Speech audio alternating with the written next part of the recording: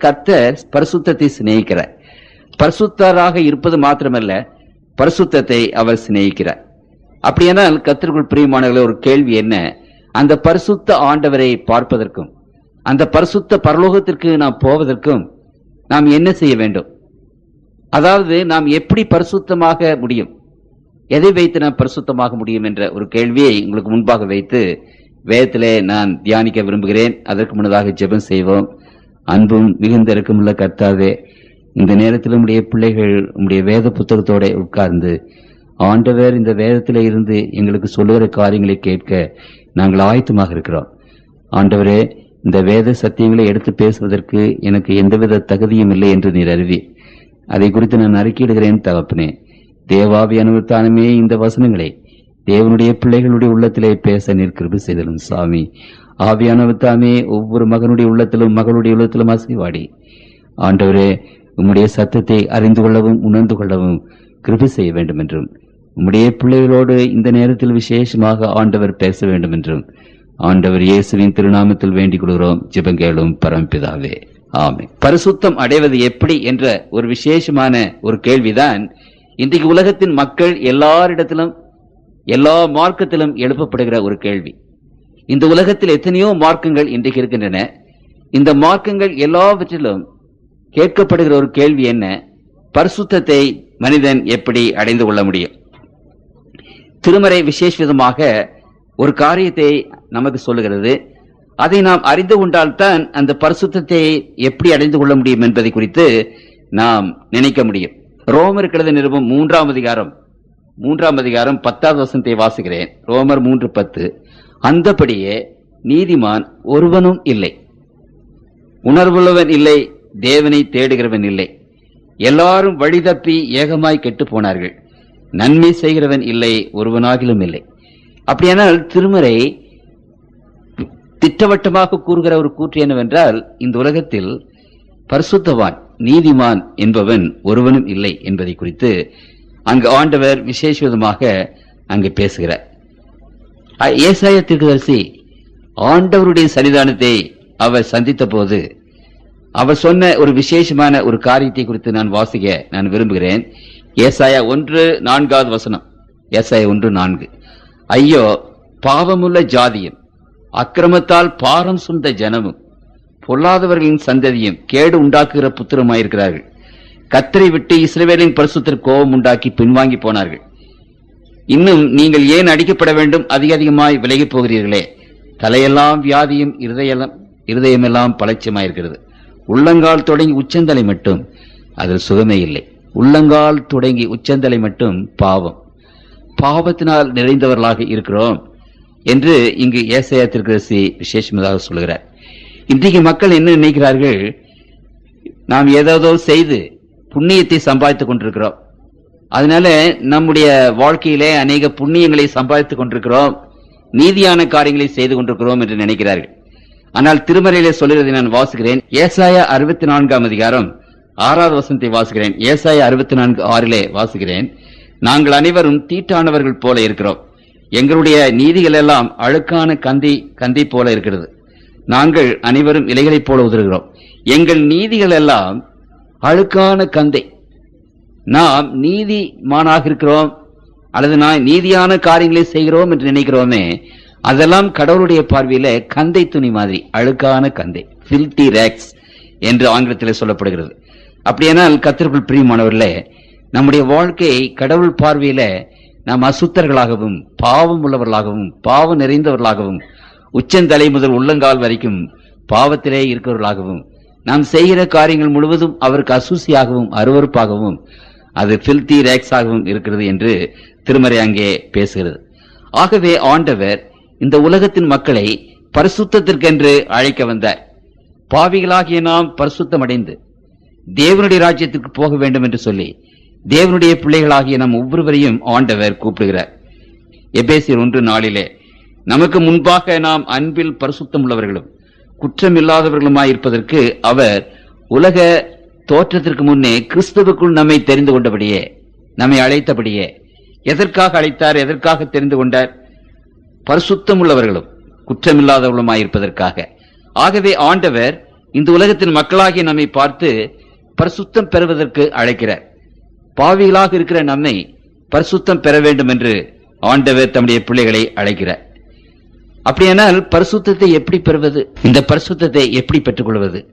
இதை விசேஷமாக ஆண்டவர் தம்முடைய பிள்ளைகளுக்கு சொல்லுகிறார். நாம் பரிசுத்தர் அல்ல, நம்முடைய கிரியைகள் பரிசுத்தம் அல்ல, நம்முடைய காரியங்கள் எதுவுமே பரிசுத்தம் அல்ல. அப்படியானால் பரலோகத்திற்கு போவதற்கு, இந்த பரிசுத்தத்தை பெற்றுக் கொள்வதற்கு நாம் என்ன செய்ய வேண்டும் என்ற ஒரு கேள்வியை இங்கே உங்கள் மத்தியிலே நான் வைக்க விரும்புகிறேன். திருமறை இதை குறித்து பேசும்போது எபிரேயர் 12ஆம் அதிகாரம் 10வது வசனத்திலே வாசிக்கிறேன். எபிரேயர் 12ஆம் அதிகாரம் 10வது வசனம். அவர்கள் தங்களுக்கு நலமென்று தூண்டினபடி கொஞ்சங்காலம் மாத்திரம் சிச்சித்தார்கள். இவரோ தம்முடைய பரிசுத்தத்திற்கு நாம் பங்குள்ளவர்களாகும் பொருட்டு தம்முடைய பிரயோஜனத்திற்காக நம்மை சிச்சிக்கிறார். இங்கு ஒரு வசனத்தை கவனிங்கள். தம்முடைய பரிசுத்தத்திற்கு நாம் பங்குள்ளவர்களாகும் பொருட்டு. அப்படியானால் ஆண்டவர் பரிசுத்தர், அவர் மட்டும்தான் பரிசுத்தம் உள்ளவர். அப்படியானால் நாம் யாவரும் பாவிகள்.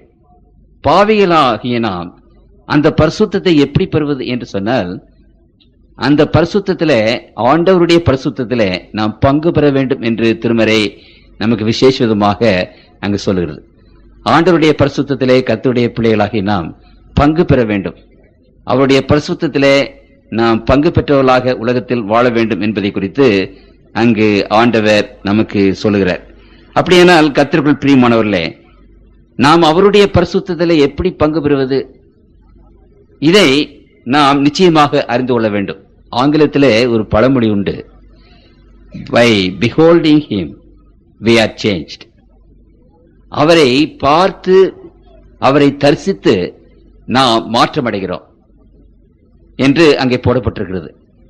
பரிசுத்தம் பெறுதல் என்றால் என்னமோ நாம் அநேக காரியங்களை செய்கிறோம், செய்து செய்து ஒருவேளை ஜெபம் செய்து அல்லது வேதம் வாசித்து அல்லது காணிக்கை கொடுத்து தசமபாகம் கொடுத்து அல்லது ஆண்டவருடைய கற்பனையின்படியாக நடந்து இப்படிப்பட்ட காரியங்களை செய்து செய்து நாம் பரிசுத்தம் அடைகிறோம் என்று அநேகர் நினைக்கிறார்கள்.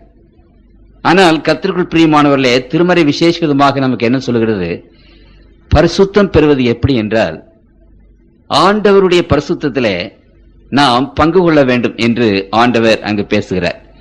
ஆண்டவருடைய பரிசுத்தத்திலே நாம் பங்கு கொள்ள வேண்டும் என்று ஆண்டவர் விசேஷமாக பேசுகிறார். அப்படி பங்கு கொள்வது எப்படி என்றால், அவரோடு கூட நாம் உறவாட வேண்டும் என்பதை குறித்து திருமறை நமக்கு விசேஷமாக பேசுகிறது.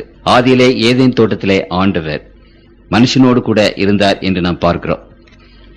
மனிதர்கள் அங்கு ஏதேன் தோட்டத்திலே வசித்த போது ஆதியாகமம் 3ஆம் அதிகாரம் 8வது வசனத்திலே, பகலில் குளிர்ச்சியான வேளையிலே தோட்டத்தில் உலாவுகிற தேவனாகிய கர்த்தருடைய சத்தத்தை அவர்கள் கேட்டார்கள். அப்பொழுது ஆதாமும் அவன் மனைவியும் தேவனாகிய கர்த்தருடைய சன்னதிக்கு விலகி தோட்டத்தின் விருட்சங்களுக்குள்ளே ஒளிந்து கொண்டார்கள். ஏனால் ஆதாம் ஏவாள் அந்த ஏதேன் தோட்டத்தில் இருந்தபோது அங்கு ஆண்டவர் அவர்களை சந்திக்கும்படியாக வந்தார்.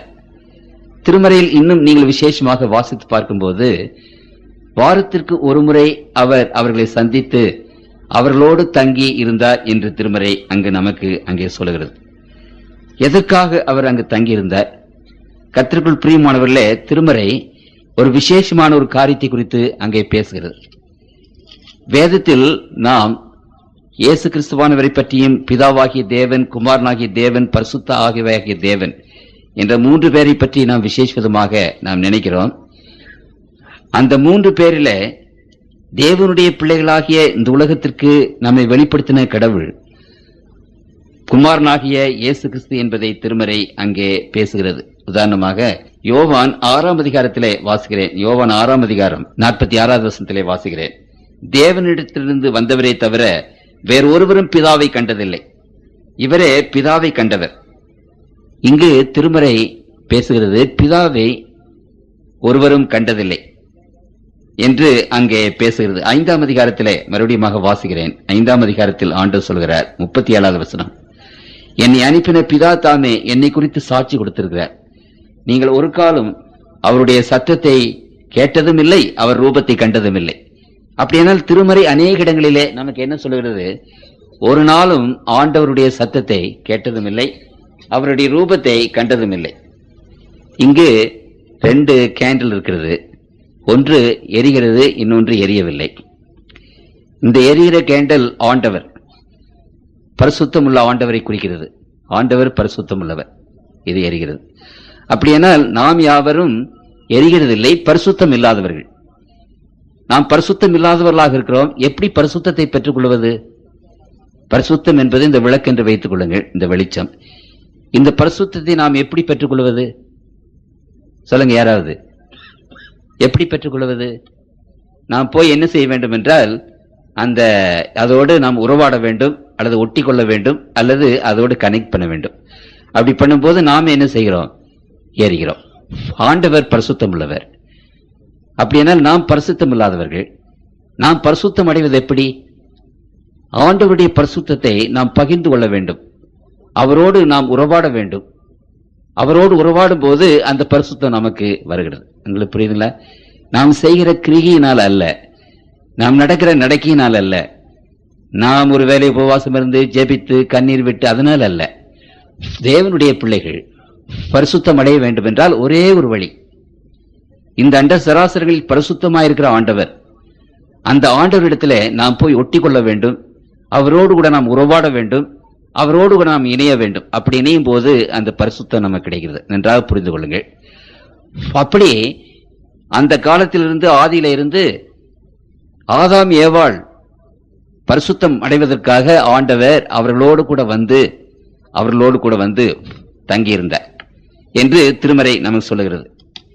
அப்படியானால் அங்கு ஆதாம் ஏவாள் பரிசுத்தம் உள்ளவர்கள் இல்லையா என்ற ஒரு கேள்வி வருகிறது. இங்கே கர்த்தருக்குள் பிரியமானவர்களே, ஆண்டவராய் இயேசு கிறிஸ்துவை பற்றி நாம் அறிந்து கொள்ள வேண்டும் என்றால், நான் சீக்கிரத்திலே ஒரு சில காரியத்தை நான் உங்களை மத்தியிலே சொல்ல விரும்புகிறேன். பிலிப்பியர் 2:6 அவர் தேவனுடைய ரூபமாயிருந்தும் தேவனுக்கு சமமாயிருப்பதை கொள்ளையாடின பொருளாக எண்ணாமல் தம்மை தாமே வெறுமையாக்கி அடிமை ரூபம் எடுத்து மனுஷ சாயலானார். அவர் மனுஷ ரூபமாய் காணப்பட்டு மரணபரியந்தம், அதாவது சிலுவையின் மரணபரியந்தம் கீழ்ப்படிந்தவராகி தம்மை தாமே தாழ்த்தினார். இங்கு ஆண்டவர் தேவனுடைய ரூபமாயிருந்து தேவனுக்கு சமமாக இருந்தது. ஆண்டவராகி இயேசு கிறிஸ்துவை பற்றி அங்கே சொல்லப்படுகிறது. அவர் தன்னைத்தானே தாழ்த்தி மக்களிடத்திலே வந்தார் என்று வேதத்திலே வாசிக்கிறோம். அப்படியானால் திருமறையிலே என்ன சொல்லப்பட்டிருக்கிறது? அந்த கர்த்தத்துவம் தேவனை பற்றி நாம் பார்க்கும்போது, அந்த தேவனாகிய ஆண்டவரை ஒருவரும் ஒரு காலம் காணக்கூடாது என்று 1 தீமோத்தேயு 6:16 அங்கு நாம் வாசிக்கிறோம். 290 பக்கம். அதிலே ஆண்டவர் சொல்லுகிறார், ஒருவராய் சாவாமை உள்ளவரும் சேரக்கூடாத ஒளியில் வாசம் பண்ணுகிறவரும் மனுஷரில் ஒருவரும் கண்டிராதவரும் காணக்கூடாதவருமாயிருக்கிறவர். அப்படியானால் மனிதரில் ஒருவரும் சேரக்கூடாதவரும், மனிதர்கள் யாரும் அவர் பார்க்க முடியாத நிலைமையில இந்த தேவ தத்துவம் இருந்தது. இயேசு கிறிஸ்துவானவர் குமாரனாகிய தேவன், பிதாவாகிய தேவன், பரிசுத்தவாகிய தேவன் ஒரே ஈக்குவலாக சமமாக இருந்தவர்கள். அந்த மனிதரில் சேரக்கூடாத ஒளியிலே வாசம் பண்ணுவதை விட்டு பார்க்கக்கூடாத நிலைமையில இருந்து அந்த இடத்தை விட்டு ஆண்டவர் தன்னை தாழ்த்தி தன்னுடைய மகிமையும் தன்னுடைய குளோரி, தன்னுடைய காரியங்கள் எல்லாவற்றையும் பிதாவினுடைய கையிலே கொடுத்து விட்டு மனிதர் பார்க்கும்படியாக அவர் உலகத்துக்கு வந்தார். அப்படி வந்தபோதுதான் இயேசு கிறிஸ்துவுக்கு பெயர் யெகோவா என்று பெயர். யெகோவாக அவர் வரும்போது அவர் தன்னை ஒருபடி தாழ்த்தி வந்தார். அப்பொழுதுதான் ஆதாம் ஏவாளும் அவரை பார்க்க முடிந்தது, அவரோடு பேச முடிந்தது. அந்த 2வது நிலைமையில, 2வது பரிசுத்தத்தில திருமறையில நீங்கள் வாசிப்பீர்களானால், கர்த்தருடைய பிள்ளைகள் பரிசுத்தத்தின் மேல் பரிசுத்தம் அடைந்து மகிமையின் மேல் மகிமை அடைந்து என்று வேதத்திலே நாம் அநேக முறை வாசிக்கிறோம். அப்படியானால் ஆதாம் ஏவாள் அந்த தோட்டத்திலே இருந்தபோது பரிசுத்தம் உள்ளவர்களாக இருந்தார்கள். ஆனாலும் அந்த பரிசுத்தமான நிலைமை பிதாவை பார்க்கக்கூடிய ஒரு பரிசுத்தமான நிலைமை இல்லை. அவர்கள் அந்த ஏதேன் தோட்டத்தில் இருந்து அந்த பரிசுத்தத்தை வளர்த்து வளர்த்து பரிசுத்தத்தின் மேல் பரிசுத்தம் அடைந்து ஒரு நிலைமைக்கு வருவார்கள். அப்பொழுதுதான் அவர்கள் பிதாவை பார்க்க முடியும். ஆகவே கர்த்தராகிய இயேசு கிறிஸ்துவானவர் ஏதேன் தோட்டத்திலே வந்து அங்கு ஆதாம் ஏவாளோடு உறவாடினார். அந்த ஆதாம் ஏவாளோடு அவர் வந்து உறவாடினதுனாலே ஆண்டவரோடு கூட அவர்கள் பழகி பேசி அவரோடு கூட இருந்து தங்களுடைய பரிசுத்தத்தை அவர்கள் வளர்த்து பிதாவாகிய தேவனை பார்க்கிற பரிசுத்தத்திற்கு வர வேண்டும். ஆகவேதான் தேவனுடைய பரிசுத்தம் அவர்கள் விசேஷமாக அங்கே கொடுக்கப்பட்டது என்று அங்கு நாம் பார்க்கிறோம். கர்த்தருக்குள் பிரியமானவர்களே, இந்த பரிசுத்தத்தை அடைவதற்கு, தேவனோடு முகமுகமாக பழகுவதற்கு, பேசுவதற்கு தான் ஆண்டவர் ஒரு விசேஷமான ஒரு ஏற்பாடை ஏற்படுத்தினார். அந்த ஏற்பாட்டை பற்றி நாம் எங்கு வாசிக்கிறோம் என்றால், ஆதியாகமம் 2ஆம் அதிகாரம் 1வது 2வது 3வது வசனத்திலே வாசிக்கிறோம். ஆதியாகமம் 2ஆம் அதிகாரம். இவ்விதமாக வானமும் பூமியும் அவைகளின் சர்வ சேனையும் உண்டாக்கப்பட்டு தெரிந்தன. தேவன் தாம் செய்த தம்முடைய கிரியையை 7ஆம் நாளிலே நிறைவேற்றி தாம் உண்டாக்கின தம்முடைய கிரியைகள் எல்லாம் முடிந்த பின்பு 7ஆம் நாளிலே ஓய்ந்திருந்தார். தேவன் தாம் சிருஷ்டித்து உண்டு பண்ணின தம்முடைய கிரியைகள் எல்லாம் முடித்த பின்பு அதிலே ஓய்ந்திருந்தபடியால் தேவன் 7ஆம் நாளை ஆசீர்வதித்து அதை பரிசுத்தமாக்கினார். ஆகவே இங்கு நாம் என்ன வாசிக்கிறோம்? ஆண்டவர் 6 நாளிலே எல்லாவற்றையும் சிருஷ்டித்து விட்டு அந்த 7ஆம் நாளிலே தேவனுடைய பிள்ளைகளோடு ஓய்ந்திருந்தார் என்று திருமறையிலே நாம் வாசிக்கிறோம். அப்படி ஆண்டவர் ஓய்ந்திருந்த போது ஆதாம் ஏவாளும் அங்கே இருந்தார்கள். நான் சொன்னபடி ஆதாம் ஏவாள் பரிசுத்தம் அடைந்து இன்னும் பரிசுத்தத்திலே வளர்ந்து வளர்ந்து பிதாவை பார்க்கக்கூடிய ஒரு பரிசுத்த தன்மை வரும் வரைக்கும் ஆண்டவரோடு கூட அவர்கள் உருவாட வேண்டியதாக இருந்தது. நான் சொன்ன பிரகாரமாக அந்த ஆண்டவருடைய பரிசுத்தத்தை அவர்கள் பகிர்ந்து கொண்டு பெற்றுக்கொள்ள வேண்டி அதில் வளர வேண்டியதாக இருந்தது. அதற்காகத்தான் ஆண்டவர் தம்முடைய பிள்ளைகளுக்கு இந்த பரிசுத்த ஓய்வு நாளை ஏற்படுத்தினார்.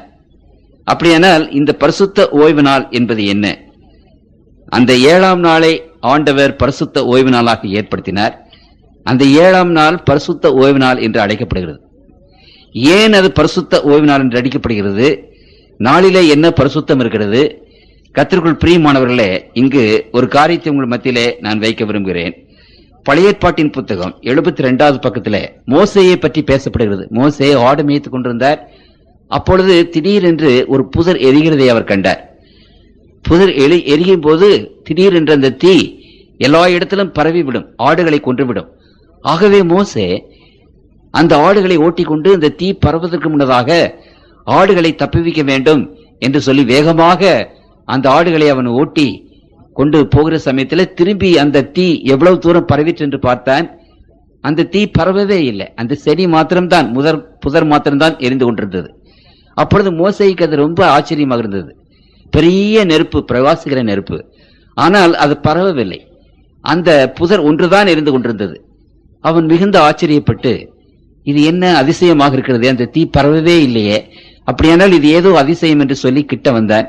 அப்பொழுது அங்கு ஆண்டவர் சொல்லுகிறார், யாத்திரையாக 3ஆம் அதிகாரம் 5வது வசனம், அப்பொழுது அவர், இங்கே கிட்டிச் சேராயாக, உன் கால்களில் இருக்கிற பாதரட்சைகளை கழற்றி போடு, நீ நிற்கிற இடம் பரிசுத்த பூமி என்றார். அப்படியானால் ஆண்டவர் சொன்னார், உன் பாதரட்சைகளை கழற்றி போடு, நீ நிற்கிற இடம் பரிசுத்த பூமி என்றார். எப்படி அந்த பூமி பரிசுத்தமாயிற்று? அந்த இடம் பரிசுத்தமாயிற்று. ஆண்டவர் அந்த இடத்திலே வந்தார். அந்த ஆண்டவருடைய பிரசன்னம் அங்கே இருந்தது. ஆண்டவருடைய பிரசன்னம் அங்கே இருந்ததுனால அந்த இடம் பரிசுத்தமாயிற்று என்று நாம் பார்க்கிறோம். ஆண்டவருடைய பிரசன்னம் எங்கெங்கு இருக்கிறதோ அந்த இடம் எல்லாம் பரிசுத்தமானது என்பதை குறித்து நாம் பார்க்கிறோம். இன்னொரு இடத்திலே நான் வாசிக்கிறேன், யோசுவாவின் புத்தகத்திலே ஆண்டவர் இதை குறித்து இன்னும் ஒரு இடத்திலே அந்த பரிசுத்தத்தை பற்றி பேசுகிறார். யோசுவாவின் புத்தகம் 5ஆம் அதிகாரத்திலே எரிகோ பட்டணத்தை பிடிப்பதற்கு முன்னதாக யோசுவா ஒரு நாள் சாயங்காலமாக தனிமையாக போய் ஜெபம் பண்ணுவதற்காக போனார். அப்பொழுது உரிவன பட்டயத்தோடு ஒருவர் அங்கே நிற்பதை அவர் பார்த்தார். அப்படி நிற்பதை அவர் கண்டு, நான் வாசிக்கிறேன் அங்கு 13வது வசனம், தன் கண்களை ஏறெடுத்து பார்க்கும்போது ஒருவர் அவனுக்கு எதிரே நின்றார். உரிவன பட்டயம் அவர் கையிலே இருந்தது. யோசுவா அவரிடத்தில் போய், நீர் எங்களை சார்ந்தவரோ எங்கள் சத்துருவை சார்ந்தவரோ என்று கேட்டார். அதற்கு அவர், அல்ல, நான் கர்த்தருடைய சேனையின் அதிபதியாய் இப்பொழுது வந்தேன் என்றார். அப்பொழுது யோசுவா தரையிலே முகங்குப்புற விழுந்து பணிந்து கொண்டு அவரை நோக்கி, என் ஆண்டவர் தமது அடியேனுக்கு சொல்லுகிறது என்னவென்று கேட்டார். அப்பொழுது கர்த்தருடைய சேனையின் அதிபதியா யோசுவாவை நோக்கி, உன் கால்களில் இருக்கிற பாதரட்சைகளை கழற்றி போடு, நீ நிற்கிற இடம் பரிசுத்தமானது என்றார். அப்படியானால் சேனைகளின் அதிபதியாகிய ஆண்டவராகிய இயேசு கிறிஸ்து யோசுவாவை வந்து சந்தித்தார். அப்படி சந்திக்கும் போது என்ன சொல்லுகிறார்? நீ நிற்கிற இடம் பரிசுத்தமானது, உன் பாதரட்சைகளை கழற்றி போடு என்றார். தேவன் இருக்கிற இடம் பரிசுத்தமானது. ஆகவே இந்த 7ஆம் நாளிலே ஆண்டவர் ஏதேன் தோட்டத்திலே வந்தபோது, அந்த ஏதேன் தோட்டத்திலே தேவனுடைய பிள்ளைகளோடு அந்த நாளை கழித்த போது அந்த நாள் பரிசுத்தமான நாளாக இருந்தது. ஏனென்றால் அதை பரிசுத்த ஓய்வு நாள் என்று வேதம் அழைக்கிறது. ஏனென்றால் தேவனுடைய பிரசன்னம் அங்கு இருந்தது. ஆகவே திருமறையிலே நீங்கள் வாசிக்கும் போது ஒவ்வொரு பரிசுத்த நாளிலும், அந்த 7ஆம் நாளிலும் கர்த்தர் வந்து அந்த ஆதாம் ஏவாளை சந்திப்பது வழக்கமாக இருந்தது. அவருடைய பிரசன்னத்தினாலே அந்த நாள் பரிசுத்தமாயிற்று என்று வேதம் நமக்கு விசேஷ விதமாக அங்கு சொல்லுகிறது. கர்த்தருக்குள் பிரியமான தேவனுடைய பிள்ளைகளே, மனிதர்கள் பரிசுத்தமாவதற்கு ஒரே ஒரு வழிதான், நன்றாக அறிந்து கொள்ளுங்கள். நாம் தேவனோடு உறவாட வேண்டும், வேறு வழியே கிடையாது. தேவன் பரிசுத்தர். அந்த பரிசுத்தத்தை நாம் அடைந்து கொள்ள வேண்டும் என்றால் அவரோடு கூட நாம் பழக வேண்டும், அவரோடு கூட நாம் இருக்க வேண்டும், அவரோடு உறவாட வேண்டும், அவரோடு ஒட்டி கொள்ள வேண்டும். அப்படியானால்தான் அவருடைய பரிசுத்தத்திலே நாம் பங்கு பெற வேண்டும். அப்படியானால் அந்த பரிசுத்தத்திலே நாம் எப்படி பங்கு வருவது? ஆண்டவரோடு கூட நாம் உறவாட வேண்டும். ஆண்டவரோடு கூட எப்படி உறவாடுவது? நாம் பரலோகத்துக்கு போக முடியுமா? அல்ல. ஆகவே ஆண்டவர் இந்த உலகத்துக்கு வந்தார், தம்முடைய பிள்ளைகளோடு வந்து இருந்து தம்முடைய பிள்ளைகளோடு கூட சில காலங்களை கழித்தார். ஆகவே இறைவனுடைய பிரசன்னத்தை உறவாடுகிற தேவனுடைய பிள்ளைகள் அவர்கள் தான் பரிசுத்தத்தின் மேல் பரிசுத்தம் அடைந்து தேவனுடைய ராஜ்யத்திற்கு போக முடியும் என்று வேதம் அங்கே நமக்கு சொல்லுகிறது. கர்த்தருக்குள் பிரியமானவர்களே, அதற்காகத்தான் ஆண்டவர் இந்த பரிசுத்த ஓய்வு நாளை தேவனுடைய பிள்ளைகளுக்கு கொடுத்தார். ஏன் ஆண்டவருடைய பிள்ளைகளாகி நாம் இன்றைக்கு ஆதாம் ஏவாள் மாதிரி ஆண்டவரை முகமுகமாக தரிசிக்க முடியாவிட்டாலும் பாவத்தினாலே ஆண்டவர் தம்முடைய பிள்ளைகளிடத்தில் இன்றைக்கு வருகிறார். ஏனென்றால் அந்த பரிசுத்த ஓய்வு நாளை பரிசுத்தமாக கை கொள்ள வேண்டும் என்று ஆண்டவர் விரும்புகிறது மாத்திரமல்ல, அதை 10 கற்பனையிலே 4வது கற்பனையாக தம்முடைய பிள்ளைகள் மத்தியிலே அதை கட்டளையிட்டார். அதை வாசிக்கிறேன். யாத்திரையாகமம் 20ஆம் அதிகாரம் 8வது வசனம். ஓய்வு நாளை பரிசுத்தமாய் ஆசரிக்க நினைப்பாயாக. நினைப்பாயாக என்று ஆண்டவர் வேற எந்த கட்டளைக்கும் சொல்லல. இந்த 4வது கற்பனையை பற்றி பேசும்போது பிளீஸ் டு நாட் ஃபர்கெட், அதை மறந்து விடாதே, அதை பரிசுத்தமாய் ஆசரிக்க நினைப்பாயாக. ஏனென்றால் பரிசுத்த கடவுளோடு கர்த்தருடைய பிள்ளைகள் அன்றைக்கு நாம் என்ன செய்கிறோம் என்றால் அவரோடு கூட இருக்கிறோம். ஆண்டவரை ஒருவேளை நாம் கண்கூடாக பார்க்காவிட்டாலும் திருமறை சொல்லுகிற வசனங்கள் நமக்கு அதை நிச்சயப்படுத்துகின்றன. ஆகவே ஆண்டவர் அந்த நாளில் தேவனுடைய பிள்ளைகளாகிய நம்மோடு கூட இருக்கிறார். அப்படி அவர் இருக்கும்போது தேவனுடைய பிள்ளைகள் ஓய்ந்திருந்து, அவர் ஓய்ந்திருக்கிற வண்ணமாகவே நாமும் ஓய்ந்திருந்து அந்த பரிசுத்தத்தில் நாம் பங்கு கொள்ள வேண்டும் என்று திருமறை நமக்கு விசேஷ விதமாக சொல்லுகிறது. ஆகவே மனிதர்கள் பரலோக பரிசுத்தத்தை அடைந்து தேவனுடைய ராஜ்யத்திற்கு போவதற்காக ஆண்டவர் ஒரு காரியத்தை வைத்திருக்கிறார், ஒரு மீன்ஸ், ஒரு வழி வைத்திருக்கிறார். அந்த வழியை பற்றி திருமறை பேசும்போது அது பரிசுத்த ஓய்வு நாளை ஆசரிப்பது என்று வேதத்திலே நாம் வாசிக்கிறோம். ஆகவே பரிசுத்த ஓய்வு நாளில் தேவனுடைய பிரசன்னம் அங்கே இருக்கிறது. அதாவது முதல் நாளையோ 2வது நாளையோ 3வது நாளையோ நாம் பரிசுத்த நாள் என்று அழைக்கிறதில்லை. கர்த்தருக்குள் பிரியமானவர்கள் நன்றாக கவனித்துக் கொள்ளுங்கள். பரிசுத்த தேவாலயம் என்று சொல்லுகிறோம், அவருடைய பிரசன்னம் அங்கே இருக்கிறது. ஆகவே பரிசுத்தம் என்று சொல்லும் போது அவருடைய பிரசன்னம் அங்கே இருக்கிறது. ஆகவே பரிசுத்த ஓய்வு நாள் என்று நாம் சொல்லும் போது அவருடைய பிரசன்னம் அங்கே இருக்கிறது என்பதை நாம் தெரிந்து கொள்ள வேண்டும். ஆகவே அந்த பரிசுத்த ஓய்வு நாளில் கர்த்தருடைய பிள்ளைகள் ஆண்டவருடைய சன்னிதானத்திலே உட்கார்ந்து ஓய்வெடுத்து அவரோடு கூட பேசி அவருடைய வார்த்தைகளை வாசித்து அந்த நாள் முழுவதும் அவருடைய பாதத்திலே உட்கார்ந்து அந்த பரிசுத்தத்தை பெற்றவர்களாக நாம் பரிசுத்தத்தின் மேல் பரிசுத்தம் அடைந்து தேவனுடைய ராஜ்யத்திற்கு போக வேண்டும் என்பதை குறித்து நாம் வேதத்திலே வாசிக்கிறோம். அப்படியானால் இந்த பரிசுத்த ஓய்வு நாளை பற்றி திருமறையிலே 1000ற்கு அதிகமான இடங்களிலே ஆண்டவர் எழுதியிருக்கிறார். ஆகவே இந்த வேத புத்தகத்திலே விசேஷமாக எழுதப்பட்ட ஒரு காரியம் இந்த பரிசுத்த ஓய்வு நாளை பற்றின ஒரு காரியம். அந்த பரிசுத்த ஓய்வு நாளை நாம் விசேஷ விதமாக நாம் தியானிக்கும் போது கர்த்தர் நமக்கு அதனுடைய காரியத்தை அறிந்து கொள்ளத்தக்கதாக ஒத்தாசை செய்வாராக. இந்த பரிசுத்த ஓய்வு நாளை ஆண்டவர் எப்படி உண்டு பண்ணினார், அதை எப்படி அமைத்தார் என்று நாம் வேதத்தில் வாசிக்கிறோம். கர்த்தருக்குள் பிரியமானவர்களே, ஆண்டவருடைய கற்பனை நமக்கு என்ன சொல்லுகிறது? அந்த பரிசுத்த ஓய்வு நாளை பற்றி பேசும்போது 4வது கற்பனையாக, ஓய்வு நாளை பரிசுத்தமாய் ஆசரிக்க நினைப்பாயாக, 6 நாளும் நீ வேலை செய்து உன் கிரியைகளை எல்லாம் நடப்பிப்பாயாக. 7ஆம் நாளோ உன் தேவனாகிய கர்த்தருடைய ஓய்வு நாள். அப்படியானால் 6 நாளும் உன்னுடைய வேலை நீ செய். 7ஆம் நாள் அது கர்த்தருடைய ஓய்வு நாள், நம்முடைய ஓய்வு நாள் அல்ல. ஆண்டவர் நமக்கு கொடுத்த நாள், அது அவருடைய நாள் என்று நாம் பார்க்கிறோம். சரி, இங்கே நாம் பார்க்கும்போது முதலாவதாக ஆண்டவர் என்ன செய்கிறார்? ஒரு நாளை தெரிந்து கொள்கிறார். He selected a day. தேவனுடைய பிள்ளைகள் மத்தியிலே வருவதற்கு ஆண்டவர் ஒரு நாளை தெரிந்து கொள்கிறார். எந்த நாளை அவர் தெரிந்து கொண்டார் என்று நாம் பார்க்கும்போது 7வது நாளை அவர் தெரிந்து கொண்டார்.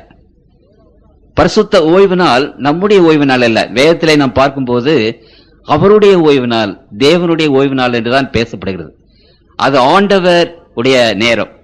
அதாவது ஒரு கலெக்டரை பார்க்க போக வேண்டும் என்றால் நாம் கலெக்டரை பார்ப்பதற்கு ஒரு நாள் குறிப்பிட முடியாது. கலெக்டர் அவர்களே, புதன்கிழமை 6 மணிக்கு எனக்கு சமயம் இருக்கிறது, புதன்கிழமை 6 மணிக்கு நான் வருகிறேன், நீங்கள் ரெடியாக என்னை பார்ப்பதற்கு இருங்களேன்னு யாராவது சொல்லுவாங்களா? சொல்ல மாட்டோம். கலெக்டர் தான் என்ன செய்வாருன்னா, ஓகே பார்த்து எனக்கு இந்த நாள் இருக்கிறது, 1 மணி நேரத்துக்கு வா என்று ஒரு நாளை குறிப்பிடுவார் இல்லையா? பெரியவர்கள் தான் நாளை குறிப்பிடுவார்கள். அதே போல பரிசுத்தமான ஓய்வு நாள் கடவுள் நமக்கு குறிப்பிடுகிற நாள், அந்த 7வது நாள் என்று கடவுள் சொல்லுகிற நாள், நாம் சொல்லுகிறதல்ல. அவர் தெரிந்து கொண்ட ஒரு நாள். அவர் எந்த நாளை தெரிந்து கொண்டார்? 7ஆம் நாளை அவர் தெரிந்து கொண்டார் என்று நாம் பார்க்கிறோம். ஒரு சிலர் என்ன நினைக்கிறார்கள், ஏன் நாம் ஒரு நாளை தெரிந்து கொள்ளக்கூடாதா என்று நினைக்கிறார்கள். அங்கு ரோமர் எழுதின நிருபம் 14ஆம் அதிகாரம் 6வது வசனத்திலே வாசிகள். ரோமர் 14:6 நாட்களை விசேஷித்துக் கொள்கிறவன் கர்த்தருக்கென்று விசேஷித்துக் கொள்கிறார், நாட்களை விசேஷித்துக் கொள்ளாதவனும் கர்த்தருக்கென்று விசேஷித்துக் கொள்ளாதவனாய் இருக்கிறான். ஆகவே இங்கே என்ன சொல்லப்பட்டிருக்கிறது? நாட்களை விசேஷித்துக் கொள்கிறவன் கர்த்தருக்கென்று விசேஷித்துக் கொள்கிறான். இந்த வார்த்தையிலே என்ன வாசிக்கிறோம் என்றால் மனிதன் விசேஷித்துக் கொள்வது. இன்றைக்கு கிறிஸ்துமஸ் என்று நாம் கொண்டாடுகிறோம். இந்த கிறிஸ்துமஸை கொண்டாட வேண்டும் என்று சொல்லி வேதத்தில் எந்த வசனமும் கிடையாது, அப்படிப்பட்ட ஒரு கட்டளையும் கிடையாது. ஆனாலும் மனிதர்களாகிய நாம் ஆண்டவர் இந்த 25ஆம் தேதி பிறந்தார் என்று அதை கிறிஸ்துமஸாக கொண்டாட வேண்டும் என்று நாம் என்ன செய்தோம்? ஒரு சபையாக சேர்ந்து கிறிஸ்துமஸ் டிசம்பர் 25ஆம் தேதி கிறிஸ்துமஸ் என்று நாம் நியமித்துக் கொண்டோம். கடவுள் நியமித்துக் கொண்டதல்ல. இது மனிதர்களாகிய நாம் அந்த டிசம்பர் 25ஆம் தேதியை அங்கு ஒரு பரிசுத்தமான நாளாக அல்லது ஒரு புனிதமான நாளாக நாம் நியமித்துக் கொண்டது. அதே போலவே ஈஸ்டர் சண்டே, ஈஸ்டர் கொண்டாட வேண்டும் என்று வேதத்தில் எங்குமே கிடையாது. ஆனாலும் நாம் அதை என்ன செய்தோம்? ஈஸ்டர் கொண்டாட வேண்டும் என்று நாம் அதை விசேஷமாக அதை நியமித்துக் கொண்டோம். இங்கு ஆண்டவர் என்ன சொல்கிறார்? மனுஷர் விசேஷித்துக் கொள்கிற நாள் அல்ல, இது ஆண்டவரே விசேஷித்துக் கொண்ட நாள். புது வருஷம் என்று நாம் சொல்லுகிறோம். இந்த புது வருஷம் நாம் அதை நியமித்துக் கொண்டோம். வேதத்திலே புது வருஷத்தை கொண்டாட வேண்டும் என்று எங்கேயுமே கிடையாது. ஆனாலும் அதை நாம் ஒரு ஸ்தோத்திர பண்டிகையாக நாம் அதை நியமித்துக் கொண்டோம். மனுஷன் விசேஷமாக நினைக்கிறது அல்ல. இந்த பரிசுத்த ஓய்வு நாள் மனுஷன் வைத்ததல்ல, மனுஷன் விசேஷமாக வைத்ததல்ல, இது ஆண்டவர் வைத்தது. எதற்காக வைத்தார்? அந்த நாளிலே ஆண்டவருடைய பிரசன்னம் இருக்கும், ஆண்டவர் வருவார். நாமும் அந்த நாளில் அவரோடு கூட போய் சேர்ந்து அவரோடு கூட உறவாட வேண்டும் என்பதற்காகத்தான் ஆண்டவர் அந்த நாளை அவர் தெரிந்து கொண்டார். ஆகவே அவர் முதலாவது நாளை தெரிந்து கொண்டிருக்கலாம், 2வது நாளை தெரிந்து கொண்டிருக்கலாம், 3வது நாளை தெரிந்து கொண்டிருக்கலாம். ஆனாலும் அவர் 7ஆம் நாளை தெரிந்து கொண்டார். அதற்கு காரணம் இருக்கிறது. ஒரு சமயத்தில் என்னுடைய மகளுடைய பிறந்த நாளை கொண்டாட வேண்டும் என்று இருந்தது. அப்பொழுது நான் ஒரு கேம்புக்கு போக வேண்டியதாக இருந்தது. என்னுடைய மகள் என்னிடத்துல, அப்பா எப்படியாவது என்னுடைய பிறந்த நாளைக்கு வாருங்களப்பா, வந்து போங்கள் என்று சொன்னார். நான் இருந்தது நேபாளுக்கு அந்த நேரத்தில் போக வேண்டியதாக இருந்தது. அப்புறம் நாங்கள் இருக்கிற இடம் ஒசூர். அங்கிருந்து எப்படி அந்த பிறந்த நாளுக்கு வர முடியுமா? அதனால நான் சும்மா தமாசு சொன்னேன், பிறந்த நாளை கொஞ்சம் ஒத்தி வச்சிடலாமா, நான் வந்த பிற்பாடு பிறந்த நாளை கொண்டாடிவோமே என்று கேட்டதற்கு, எப்படியப்பா பிறந்த நாளை ஒத்தி போட முடியும் என்று சொன்னேன். அது உண்மைதான். கர்த்தருக்குள் பிரியமானவர்களே, நாம் எப்படி ஒரு நாளை ஒத்தி போட முடியும்? பிறந்ததுனாலே அந்த நாள் பிறந்த நாள், அதை விட்டு இன்னொரு நாளைக்கு நாம் அதை ஒத்தி போட முடியுமா?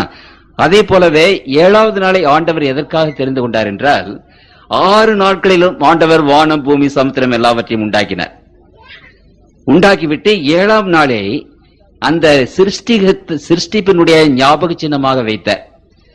அந்த 7ஆம் நாளிலே தேவனுடைய பிள்ளைகள் ஆண்டவரோடு கூட அங்கு தங்கி இயற்கையின் சக்திகளை பார்த்து, சூரிய சந்திரன் மற்ற காரியங்களை பார்த்து, இறைவன் உண்டாக்கின அந்த காரியங்களை பார்த்து அன்றைக்கு ஸ்தோத்திரம் செலுத்தும்படி, துதி செலுத்தும்படி, it was created as a memorial of the creation. ஆண்டவர் சிருஷ்டித்ததனுடைய ஒரு ஞாபக சின்னமாக, ஒரு மெமோரியலாக ஆண்டவர் அந்த பரிசுத்த நாளை ஏற்படுத்தினார். அதனாலதான் 7வது நாளை ஏற்படுத்தினார். 6 நாளிலும் இந்த வானம், பூமி, சமுத்திரம் எல்லாவற்றையும் சிருஷ்டித்தேன், 7ஆம் நாளிலே அதனால ஓய்ந்திரு என்றால், அந்த 6 நாள் சிருஷ்டிப்பை பார்த்து, அந்த சிருஷ்டிப்பை கொண்டாடுவதற்காக, அந்த சிருஷ்டிப்பை நினைப்பதற்காக, அந்த இவ்வளவு காரியங்களையும் சிருஷ்டித்த அந்த ஆண்டவரை நினைப்பதற்காக அந்த 7வது நாளை ஆண்டவர் தெரிந்து கொண்டார். உங்களுக்கு புரியுதுங்களா? ஆகவே காரணத்தோடு தான் அதை தெரிந்து கொண்டார். அவர் தெரிந்து கொண்ட ஒரு நாள். 2வதாக இந்த பரிசுத்த ஓய்வு நாளை ஆண்டவர் எப்படி ஏற்படுத்தினார் என்றால், அந்த நாளிலே அவர் என்ன செய்தார் என்றால், அவர் ஓய்ந்திருந்தார். நான் ஆதியாகமம் 2ஆம் அதிகாரத்தில் சிலர் என்ன நினைக்கிறார்கள், இந்த ஓய்வு நாள் சீனாய் மலையிலே தான் கொடுக்கப்பட்டது, அதற்கு முன்னதாக ஓய்வு நாள் இல்லை என்று நினைக்கிறார்கள். இது சிருஷ்டிப்பு முடிந்த உடனே ஆண்டவருடைய ஏற்பாடு அது. ஆகவே ஆண்டவர் சொல்கிறார், தாம் செய்த தம்முடைய கிரியைகள் 7ஆம் நாளிலே நிறைவேற்றி, தாம் உண்டாக்கின தம்முடைய கிரியைகள் எல்லாம் முடித்த பின்பு 7ஆம் நாளிலே ஓய்ந்திருந்தார். 2வதாக அவர் செய்தது ஓய்ந்திருந்தார். அந்த நாளிலே மனுஷனோடு வந்து அவர் மனுஷனோடு கூட ஓய்ந்திருந்தார். கடவுள் ஏன் ஓய்ந்திருக்க வேண்டும்? அவருக்கு களைப்பாகிவிட்டதா? அவருக்கு ஓய்வு தேவையா? இந்த காரியத்தை குறித்து ஏசாயா தீர்க்கதரிசி சொல்லுகிறதை நான் வாசிக்கிறேன், பாருங்கள். ஏசாயா 40ஆம் அதிகாரத்திலே 28வது வசனத்தை நான் வாசிக்கிறேன். 28, பூமியின் கடையாந்தரங்களை சிருஷ்டித்த கர்த்தராகிய அநாதி தேவன் சோர்ந்து போவதுமில்லை, இளைப்படுவதும் இல்லை. இதை நீ அறியாயோ? இதை நீ கேட்டதில்லையோ? அவருடைய புத்தி ஆராய்ந்து முடியாதது. ஆண்டவர் சோர்ந்து போய்விட்டாரா? அவருக்கு இளைப்பாறுதல் வேண்டுமா? அவருக்கு ரெஸ்ட் வேண்டுமா? அப்படியல்ல. அவர் என்றைக்கும் இளைப்பாற, அதை என்றைக்கும் ஓய்ந்து போவதில்லை, அவர் சோர்ந்து போவதும் இல்லை. அப்படியானால் இந்த ஓய்வு நாளில் அவர் எதற்காக ஓய்ந்திருந்தார்? நான் உங்களுக்கு சொன்னேன், அந்த நாளிலே தேவனுடைய பிள்ளைகளோடு கூட வந்து நம்மோடு உறவாடும்படி அவர் அந்த ஓய்வு நாளை தெரிந்து கொண்டார். அதற்கு அவர் காலம் வேண்டும், நேரம் வேண்டும். உருவாடுவதற்கு காலமும் நேரம் வேண்டும். ஆகவே 7ஆம் நாளை அவர் தெரிந்து கொண்டார். தன்னிடத்திலே வருகிற பிள்ளைகளோடு உறவாட, அவர்களை ஆசீர்வதிக்க, அவர்களுக்கு ஆலோசனை சொல்ல, அவர்களை ஆசீர்வதித்து வழிநடத்த ஆண்டவருக்கு நேரம் வேண்டும். ஆகவே அவர் அந்த 7வது நாளை தெரிந்து கொண்டார் என்று நாம் பார்க்கிறோம். அதனால தான் அவர் ஓய்ந்திருந்தார். அவர் நமக்காக வந்து ஓய்ந்திருக்கும் போது, கர்த்தருடைய பிள்ளைகள் நம்முடைய வேலைகளை நாம் செய்து கொண்டே இருந்தால் எப்படி? ஆகவே ஆண்டவர் என்ன சொன்னார்? நான் ஓய்ந்திருக்கிறது போல நீங்களும் அந்த நாளில் ஓய்ந்திருந்து என்னிடத்திலே வாருங்கள் என்று சொன்னார். ஆகவே கர்த்தருடைய பிள்ளைகளுக்கு ஆண்டவர் சொல்கிறார், அன்றைக்கு யார் ஒரு விதமான வேலையும் செய்யாதபடி ஆண்டவருடைய பிள்ளைகள் ஓய்ந்திருக்க வேண்டும், தேவனோட ஓய்ந்திருக்க வேண்டும் என்று ஆண்டவர் தம்முடைய பிள்ளைகளிடத்திலே அங்கு விசேஷ விதமாக அங்கு சொல்லுகிறார். அப்படியானால் உங்களை ஆசீர்வதிக்க, உங்களோடு உறவாட, உங்களுடைய கவலைகளை நீப்பதற்கு, உங்களுடைய கண்ணீரை துடைப்பதற்கு, உங்களுக்கு சமாதானத்தையும் சந்தோஷத்தையும் கொடுப்பதற்கு ஒரு விசேஷமான அந்த நாளை ஆண்டவர் ஏற்படுத்தி அதிலே தம்முடைய பிள்ளைகளோடு வருகிறார். வருத்தப்பட்டு பாரம் சுமக்கிறவர்களே, நீங்கள் எல்லாரும் என்னிடத்திலே வாருங்கள், உங்களுக்கு இளைப்பாறுதல் தருவேன், பாருங்க உங்களுக்கு ஓய்வை தருவேன் என்று சொல்கிறார். எல்லா பாரத்தையும் அவரிடத்திலே கொண்டு வருவோம். அன்றைக்கு அவரிடத்திலே சொல்லுவோம், அவரிடத்திலே நாம் அமர்ந்திருப்போம், அவருடைய வார்த்தைகளை படிப்போம், அவரிடத்திலே ஜெபம் செய்வோம். கர்த்தருக்குள் பிரியமானவர்களே, அந்த நாள் முழுவதும் இறைவனுடைய பிரசன்னம் இருக்கிறது. அதோடு நாம் உறவாடி நாம் ஓய்ந்திருந்து தேவனுடைய ஆசீர்வாதங்களை பெற்றுக் கொள்ளத்தக்கதாக ஆண்டவர் அங்கு ஓய்ந்திருந்தார் என்று திருமறை நமக்கு விசேஷ விதமாக அங்கு சொல்லுகிறது. சரி, 2வதாக அவர் அதை செய்தார். 3வதாக ஆண்டவர் என்ன செய்தார் என்று நாம் வாசிக்கிறோம். தேவன் தாமே சிருஷ்டித்த உண்டு பண்ணின தம்முடைய கிரியைகளை எல்லாம் முடித்த பின்பு அதிலே ஓய்ந்திருந்தபடியால் தேவன் 7ஆம் நாளை ஆசீர்வதித்து, 3வதாக அவர் என்ன செய்தார்? அந்த நாளை ஆசீர்வதித்தார். அந்த நாளை ஆசீர்வதித்தாரா? அந்த நாளிலே வருகிற பிள்ளைகளை ஆசீர்வதித்தார் என்று திருமறை நமக்கு சொல்கிறது. அந்த நாள் ஆசீர்வதிக்கப்பட்ட நாளாகவே இருக்கும். அதை மனிதனோ அல்லது வேறு எந்த சக்தியோ மாற்றக்கூடாது என்பதை குறித்து அங்கு வேதம் நமக்கு விசேஷ விதமாக அங்கு சொல்லுகிறது. இன்றைக்கு அந்த பரிசுத்த ஓய்வு நாளை ஆசரிக்க யூதர்கள் ஆசீர்வதிக்கப்பட்டவர்களாக இருக்கிறார்கள். இந்த உலகத்திலேயே உயர்ந்த ஜாதி, அறிவுள்ள ஜாதி, ஞானமுள்ள ஜாதி, புத்தியுள்ள ஜாதி, செல்வம் நிறைந்த ஜாதி அந்த யூதர்கள் தான் உலகத்திலே மேன்மையாக உயர்த்தப்பட்டவர்களாக இருக்கிறார்கள். காரணம், அவர்கள் அந்த பரிசுத்த நாளை ஆசரித்து அந்த விசேஷமான ஆசீர்வாதத்தை பெற்றுக் கொள்கிறார்கள் என்று நாம் பார்க்கிறோம். ஆகவே ஆண்டவர் ஒரு நாளை தெரிந்து கொண்டார். ஒரு நாள், அந்த நாளிலே அவர் ஓய்ந்திருந்தார். தேவனுடைய பிள்ளைகளை ஆசீர்வதிக்கும்படி அவர் அந்த நாளை ஆசீர்வதித்தார். சரி, நாலாவதாக அவர் என்ன செய்தார்? அந்த நாளை அவர் என்ன செய்தார் என்றால் பரிசுத்தப்படுத்தினார். திருமறை சொல்கிறது பரிசுத்தப்படுத்தினார். பரிசுத்தப்படுத்துதல் என்றால் என்ன? இன்றைக்கு இங்கே ஏராளமான வீடு இருக்கிறது. ஒரு இடம் கோவில் என்று நாம் சொல்லுகிறோம். அது எப்படி கோவிலாகும்? அந்த கோவிலை பிரதிஷ்டை பண்ணுகிறார்கள். இது கடவுளுடைய ஊழியத்திற்காக ஆண்டவரை தொழுது கொள்கிற இடம். பிரதிஷ்டை பண்ணுகிறார்கள். மனிதர்களில் ஒருவரை எடுத்து அங்கு பிரதிஷ்டை பண்ணி அவருக்கு ஆர்டினேஷன் கொடுக்கிறார்கள். பாஸ்டர் என்று அபிஷேகம் பண்ணுகிறார்கள். அதே போலவே இந்த 7 நாளிலே ஒரு நாளை ஆண்டவர் இந்த 7ஆம் நாளை எடுத்து அதை பிரித்தெடுத்து அதை பரிசுத்தப்படுத்தினார், அபிஷேகம் செய்தார். அதை என்ன செய்தார் என்றால் டெடிகேட் பண்ணினார். ஆகவே திருமறை என்ன சொல்கிறது என்றால் அவரிடத்தில் வரவும், அவருக்கு ஆராதனை செய்யவும், அவரை துதித்து பாடவும், அவரோடு கூட உறவாடவும் அந்த நாளை ஆண்டவர் விசேஷமாக பிரதிஷ்டை செய்து அதை பரிசுத்தமாக்கினார் என்று வேதம் அங்கு விசேஷ விதமாக தம்முடைய பிள்ளைகளுக்கு அதை சொல்லுகிறது. ஆகவே கர்த்தருக்குள் பிரியமான தேவனுடைய பிள்ளைகளே, நாம் பரிசுத்தம் அடைவதற்கு, தேவனோடு உறவாடும்படி நமக்கு ஒரு நேரம் வேண்டும். தேவன் நம்மோடு கூட வந்து உறவாடும்படி நமக்கு ஒரு நேரம் வேண்டும். அப்படி உறவாடுதலின் மூலமாகத்தான் நாம் அந்த பரிசுத்தத்தை அடைகிறோம். அப்படியானால் எப்படி அவர் நம்மோடு உறவாடுகிறார்? அந்த காலம், நேரமும் வேதம் அது 7ஆம் நாள் ஆகிய பரிசுத்த நாள் என்று சொல்லப்பட்டிருக்கிறது. அது 7ஆம் நாள் ஓய்வு நாள் என்று சொல்லப்பட்டிருக்கிறது. அந்த நாளிலே ஆண்டவர் தம்முடைய பிள்ளைகளிடத்தில் வருகிறார். வந்து நம்மோடு தங்கியிருந்து நம்மை ஆசீர்வதித்து நம்மை பரிசுத்தப்படுத்துகிறார். நமக்கு வேண்டிய அந்த நம்முடைய பாவத்தை கழுவி பாவத்தை எடுத்துக்கொண்டு நமக்கு பரிசுத்தத்தை தந்து இப்படி பரிசுத்தப்படுத்துகிறார் என்று நாம் பார்க்கிறோம். ஆகவே இந்த பரிசுத்த நாளை ஆண்டவர் முதலாவது 7ஆம் நாளை தெரிந்து கொண்டார். 2வது அந்த 7ஆம் நாளை ஓய்ந்திருந்தார். 3வது அந்த 7ஆம் நாளை ஆசீர்வதித்தார். 4வது அந்த 7ஆம் நாளை பரிசுத்தப்படுத்தினார் என்று நாம் வாசிக்கிறோம். முதல் நாள், 2வது நாள், 3வது நாள், 4வது நாள், 5வது நாள், 6வது நாள், 7வது நாள். இப்பொழுது முதலாவதாக ஆண்டவர் என்ன செய்தார்? அந்த 7 நாட்களிலே ஒரு நாளை தெரிந்து கொண்டார். எந்த நாளை தெரிந்து கொண்டார்? 7ஆம் நாளை தெரிந்து கொண்டார். ஏன் 7ஆம் நாளை தெரிந்து கொண்டார்? 7ஆம் நாள் சிருஷ்டிப்பின் ஞாபக சின்னம். 6 நாளிலும் கர்த்தர் வானத்தையும் பூமியும் உண்டாக்கினார். அதனால அந்த 6 நாள் சிருஷ்டிப்பை நினைத்து ஆண்டவரை துதிக்கத்தக்கதாக 7ஆம் நாளை தெரிந்து கொண்டார். புரியுதுங்களா? சரி, அதை தெரிந்து கொண்டு அடுத்தபடியாக ஆண்டவர் என்ன செய்தார்? அதிலே ஓய்ந்திருந்தார். அவர் ஓய்ந்திருந்த பிற்பாடு அவர் என்ன செய்தார்? அதை ஆசீர்வதித்தார். ஆசீர்வதித்த பிற்பாடு அவர் என்ன செய்தார்? அதை பரிசுத்தப்படுத்தினார். சரி, இப்போ நான் கேட்கிறேன், சில பேர் சொல்றாங்க எந்த நாள ஓய்வு நாளா இருந்தாதான் என்ன? உங்களுக்கு புரிகிறதுங்களா? முதல் நாளே அல்லது 2வது நாள் அல்லது 3வது நாள் அல்லது 4வது நாள் ஆண்டவர் ஓய்ந்திருக்கல, அதை அவர் ஆசீர்வதிக்கல, அதை அவர் பரிசுத்தப்படுத்தல. அந்த 7ஆம் நாள் ஒன்றைத்தான் அவர் ஓய்ந்திருந்து ஆசீர்வதித்து அதை பரிசுத்தப்படுத்தினார். புரியுதுங்களா?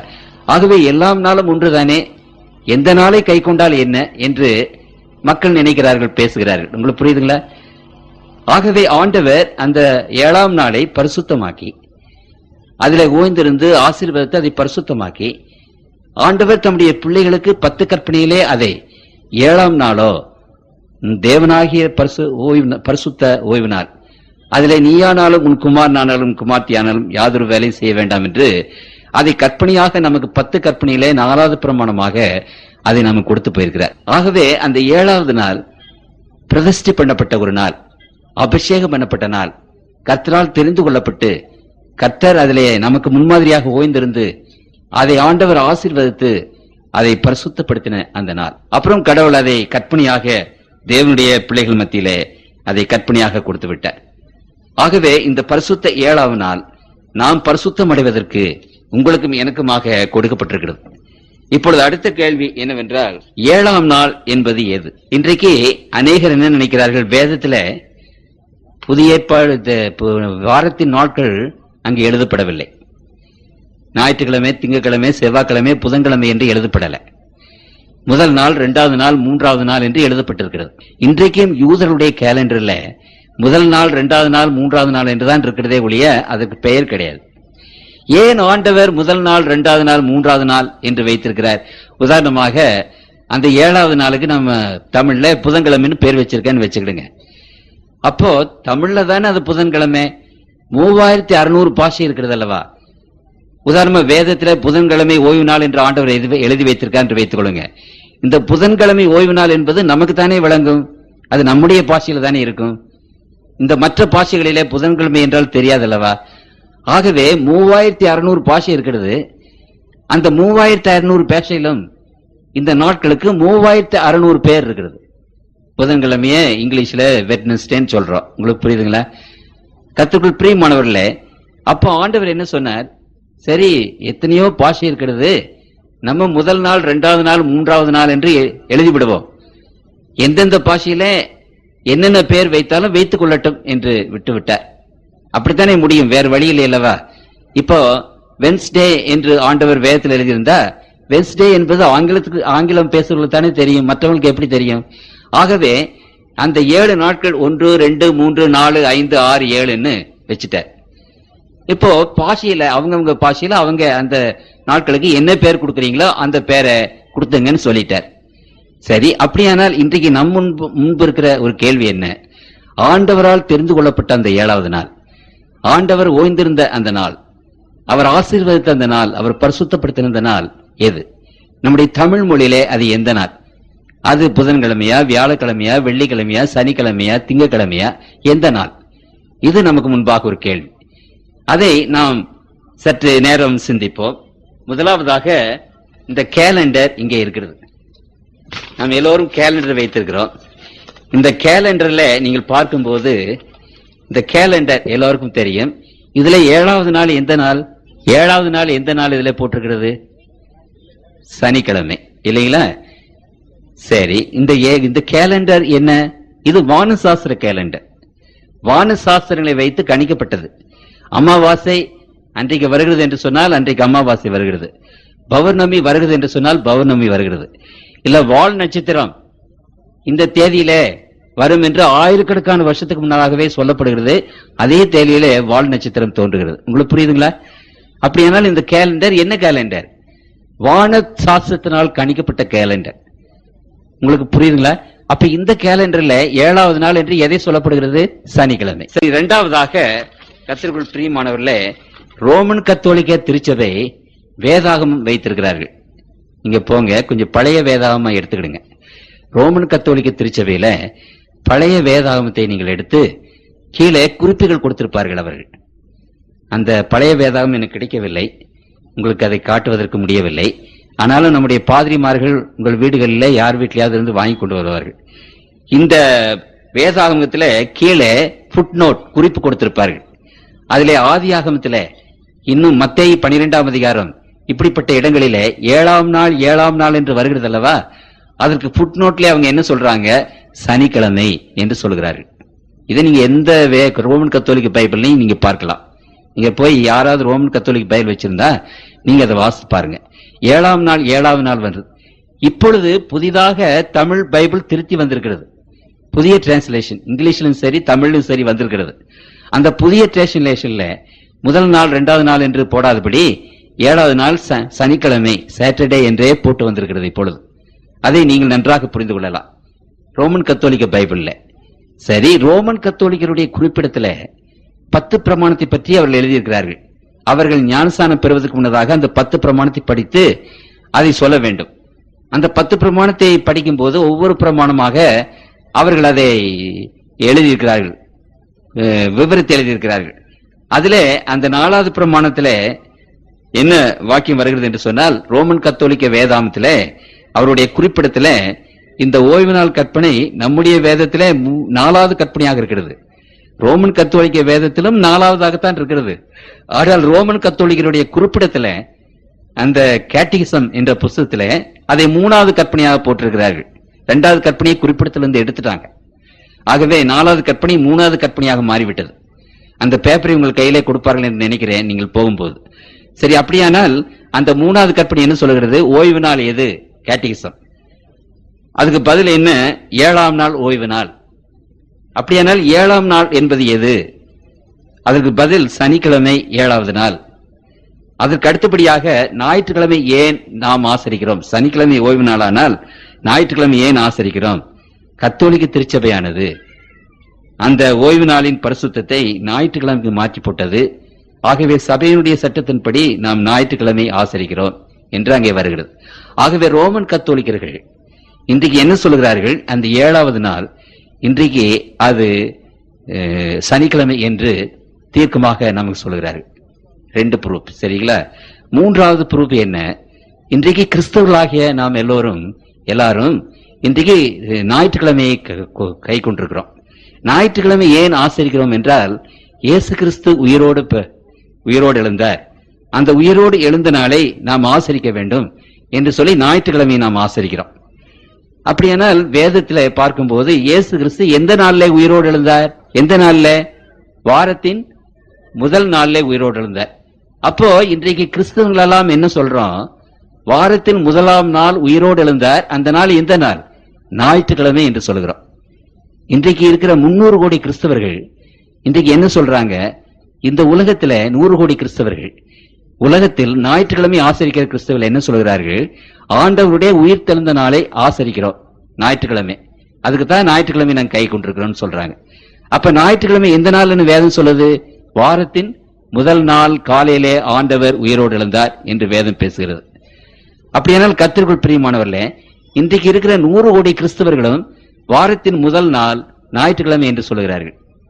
அப்ப முதல் நாள் ஞாயிற்றுக்கிழமையானால் 7வது நாள் எந்த நாள்? சனிக்கிழமை. அப்ப 3வது ப்ரூஃப் ஆச்சா? சரி, 4வது ப்ரூஃப் என்னவென்றால், இன்றைக்கு யூதர்கள் உலகமெங்கும் இருக்கிறார்கள். பூனாவில் இருக்கிறார்கள், கொச்சியில இருக்கிறார்கள், திருவனந்தபுரத்தில் இருக்கிறார்கள், எர்ணாகுளத்தில் இருக்கிறார்கள். இந்த கொச்சியில யூதர்களுக்கு ஒரு தேவாலயமே இருக்கிறது. அதில் யாருமே போய் பார்க்கலாம். சரி, இந்த யூதர்கள் ஆதியில இருந்து, மோசேயின் காலத்தில இருந்து இந்த யூத ஜனங்கள் கேலண்டர், நம்முடைய கேலண்டர் எல்லாம் யூதருடைய கேலண்டர்ல இருந்து வந்ததுதான். அப்படியானால் மோசையினுடைய காலத்திலிருந்து இந்த நாளை அனுசரித்து வருகிறார்களே, அவர்கள் எந்த நாளை ஆசரிக்கிறார்கள் என்று போய் எட்டி பாருங்க. அவர்கள் ஆசரிக்கிற அந்த நாள் என்னதான்? சனிக்கிழமை தான் அவர்கள் ஆசரித்து வருகிறார்கள். இது 4வது ப்ரூஃப். சரி, 5வது ப்ரூஃப் என்ன? மகமதியர்கள் அவர்களுக்கு விசேஷமான நாள் வாரத்திலே 6வது நாள். அந்த 6வது நாளை அவர்கள் விசேஷமாக கொண்டாடி வருகிறார்கள். அந்த 6வது நாள்ல தான் அவர்கள் மதீனாவிலிருந்து அங்கு மக்காவுக்கு புறப்பட்டு போனார்கள், இங்கிருந்து வந்தார்கள். ஆகவே அந்த 6வது நாள் எந்த நாள் அவர்கள் ஆசரிக்கிறார்கள்? புனிதமாக வெள்ளிக்கிழமை. அப்படியானால் 6வது நாள் வெள்ளிக்கிழமையானால் 7வது நாள் எந்த நாள்? சனிக்கிழமை. 5வது ப்ரூஃப். சரி, 6வது ப்ரூஃப் என்னவென்றால், இன்றைக்கு உலகத்திலே எபிரேய பாஷை, அரபி பாஷை, லத்தீன் பாஷை என்ற 40 மொழிகளிலே இந்த 7வது நாளுக்கு என்ன பெயர் தெரியுங்களா? சபாத் டே என்று பெயர். 40 மொழிகளில் உலகத்திலே இந்த 7வது நாளுக்கு என்ன பேருன்னா சபாத் டே என்று பெயர். சபாத் டே என்ற ஓய்வு நாள்.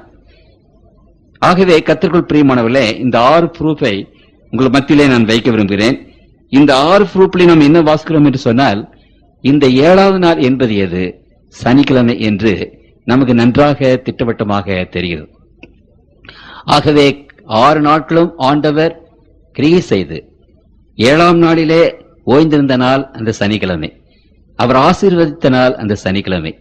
அவர் பரிசுத்தமாக்கப்பட்ட நாள் அந்த சனிக்கிழமை. அப்படியானால் கர்த்தருக்குள் பிரியமானவர்களே, திருமறை அதை குறித்து வெகு திட்டவட்டமாக சொல்லுகிறது. ஆண்டவர் ஓய்ந்திருக்கிறார். உதாரணமாக நம்முடைய பிரதம மந்திரி இங்க மெட்ராஸுக்கு வருகிற புதன்கிழமை காலையில 8 மணிக்கு வருகிறார் என்று வைத்துக் கொள்ளுங்கள். நாம வியாழக்கிழமை காலையில 8 மணிக்கு போனா பார்க்க முடியுமா? அந்த பரிசுத்த ஓய்வு நாள் என்பதனுடைய அந்த விளக்கமே என்ன? ஆண்டவர் அன்றைக்கு தம்முடைய மக்களை சந்திக்க வருகிறார். அப்ப அவர் வருகிற நாளிலே நாம் போவதா, அல்லது நாம் ஏதாவது ஒரு ஏற்பாட்டை செய்து கொண்டு நாம் அந்த நாளிலே போவதா? அதனால்தான் ஆண்டவர் திட்டவட்டமாக அந்த நாளை குறிப்பிட்டு அந்த நாளிலே ஓய்ந்திருந்து அந்த நாளை ஆசீர்வதித்து அந்த நாளை பரிசுத்தப்படுத்தி அந்த நாள் இன்ன நாள் என்பது நமக்கு திட்டவட்டமாக அங்கே சொல்லி இருக்கிறார். ஆகவே கர்த்தருடைய பிள்ளைகள் அந்த ஆசீர்வதிக்கப்பட்ட நாளை விட்டுவிட்டு வேறொரு நாளிலே, பரிசுத்தமாக்கப்பட்ட நாளை விட்டுவிட்டு வேறொரு நாளிலே நாம் போவோமானால் அதுல என்ன பிரயோஜனம்? அந்த நாளிலே நாம் போய் ஆராதனை செய்தால் நாம் பரிசுத்தம் அடைய முடியுமா என்று இப்படிப்பட்ட பிரச்சனைகள் எல்லாவற்றையும் உங்கள் மத்தியிலே நான் வைக்க விரும்புகிறேன். கர்த்தருக்குள் பிரியமான தேவனுடைய பிள்ளைகளே, இன்றைக்கு இது ஏன் நாங்கள் முக்கியமாக சொல்லுகிறோம் என்று சொன்னால், இன்றைக்கு கர்த்தருடைய பிள்ளைகள் பரிசுத்தம் அடைய வேண்டும். பரிசுத்தம் அடைந்து தேவனுடைய ராஜ்யத்துக்கு போக வேண்டும். அந்த பரிசுத்தம் அடைந்து தேவனுடைய ராஜ்யத்துக்கு போவதற்கு ஒரே ஒரு வழி, ஆண்டவருடைய பரிசுத்தத்தை நாம் பெற்றுக்கொள்ள வேண்டும். அது எப்படி பெற்றுக்கொள்வது? அவரை போய் நாம் பார்க்க வேண்டும், அவரோடு கூட நாம் உறவாட வேண்டும். அப்படி அவரை பார்க்கவும் அவரை உறவாடவும் நமக்கு ஆண்டவர் கொடுத்திருக்கிற நாள் அந்த 7வது நாள். ஆகவே 7வது நாளை கர்த்தர் என்ன சொல்கிறார்? பரிசுத்த ஓய்வு நாள் என்று சொல்கிறார். தேவன் ஓய்ந்திருக்கிறார் நமக்காக. ஆகவே நாமும் அந்த நாளிலே ஓய்ந்திருக்க வேண்டும். உங்களுக்கு தெரிந்தபடி நான் அடிக்கடி சொன்ன பிரகாரமாக பரிசுத்த ஓய்வு நாளை உண்டாக்கி ஆதாம் ஏவாளோடு வந்து ஓய்ந்திருந்த கடவுள் யார் என்றால் கர்த்தராகிய இயேசு கிறிஸ்து. இது ஆண்டவராகி இயேசு கிறிஸ்து உண்டாக்கின நாள். ஆகவே கிறிஸ்தவர்கள் இன்றைக்கு அதை நாம் அறிந்து கொள்ள வேண்டும். மார்க் 2வது அதிகாரத்திலே 27வது 28வது வசனம், மார்க் 2 27 28 பின்பு அவர்களை நோக்கி, மனுஷன் ஓய்வு நாளுக்காக உண்டாக்கப்படவில்லை, ஓய்வு நாள் மனுஷனுக்காக உண்டாக்கப்பட்டது. ஆகையால் மனுஷகுமாரன் ஓய்வு நாளுக்கும் ஆண்டவராய் இருக்கிறார் என்றார். மனுஷகுமாரன் ஆண்டவராகி இயேசு கிறிஸ்து ஓய்வு நாளுக்கும் ஆண்டவராய் இருக்கிறார். அந்த ஓய்வு நாள் மனுஷனுக்காக, மனுஷனுடைய நன்மைக்காக, மனுஷனுடைய ஈரேற்றத்திற்காக, மனுஷன் பரிசுத்தம் ஆவதற்காக உண்டாக்கப்பட்டது என்று திருமறை நமக்கு விசேஷமாக அங்கு சொல்கிறது.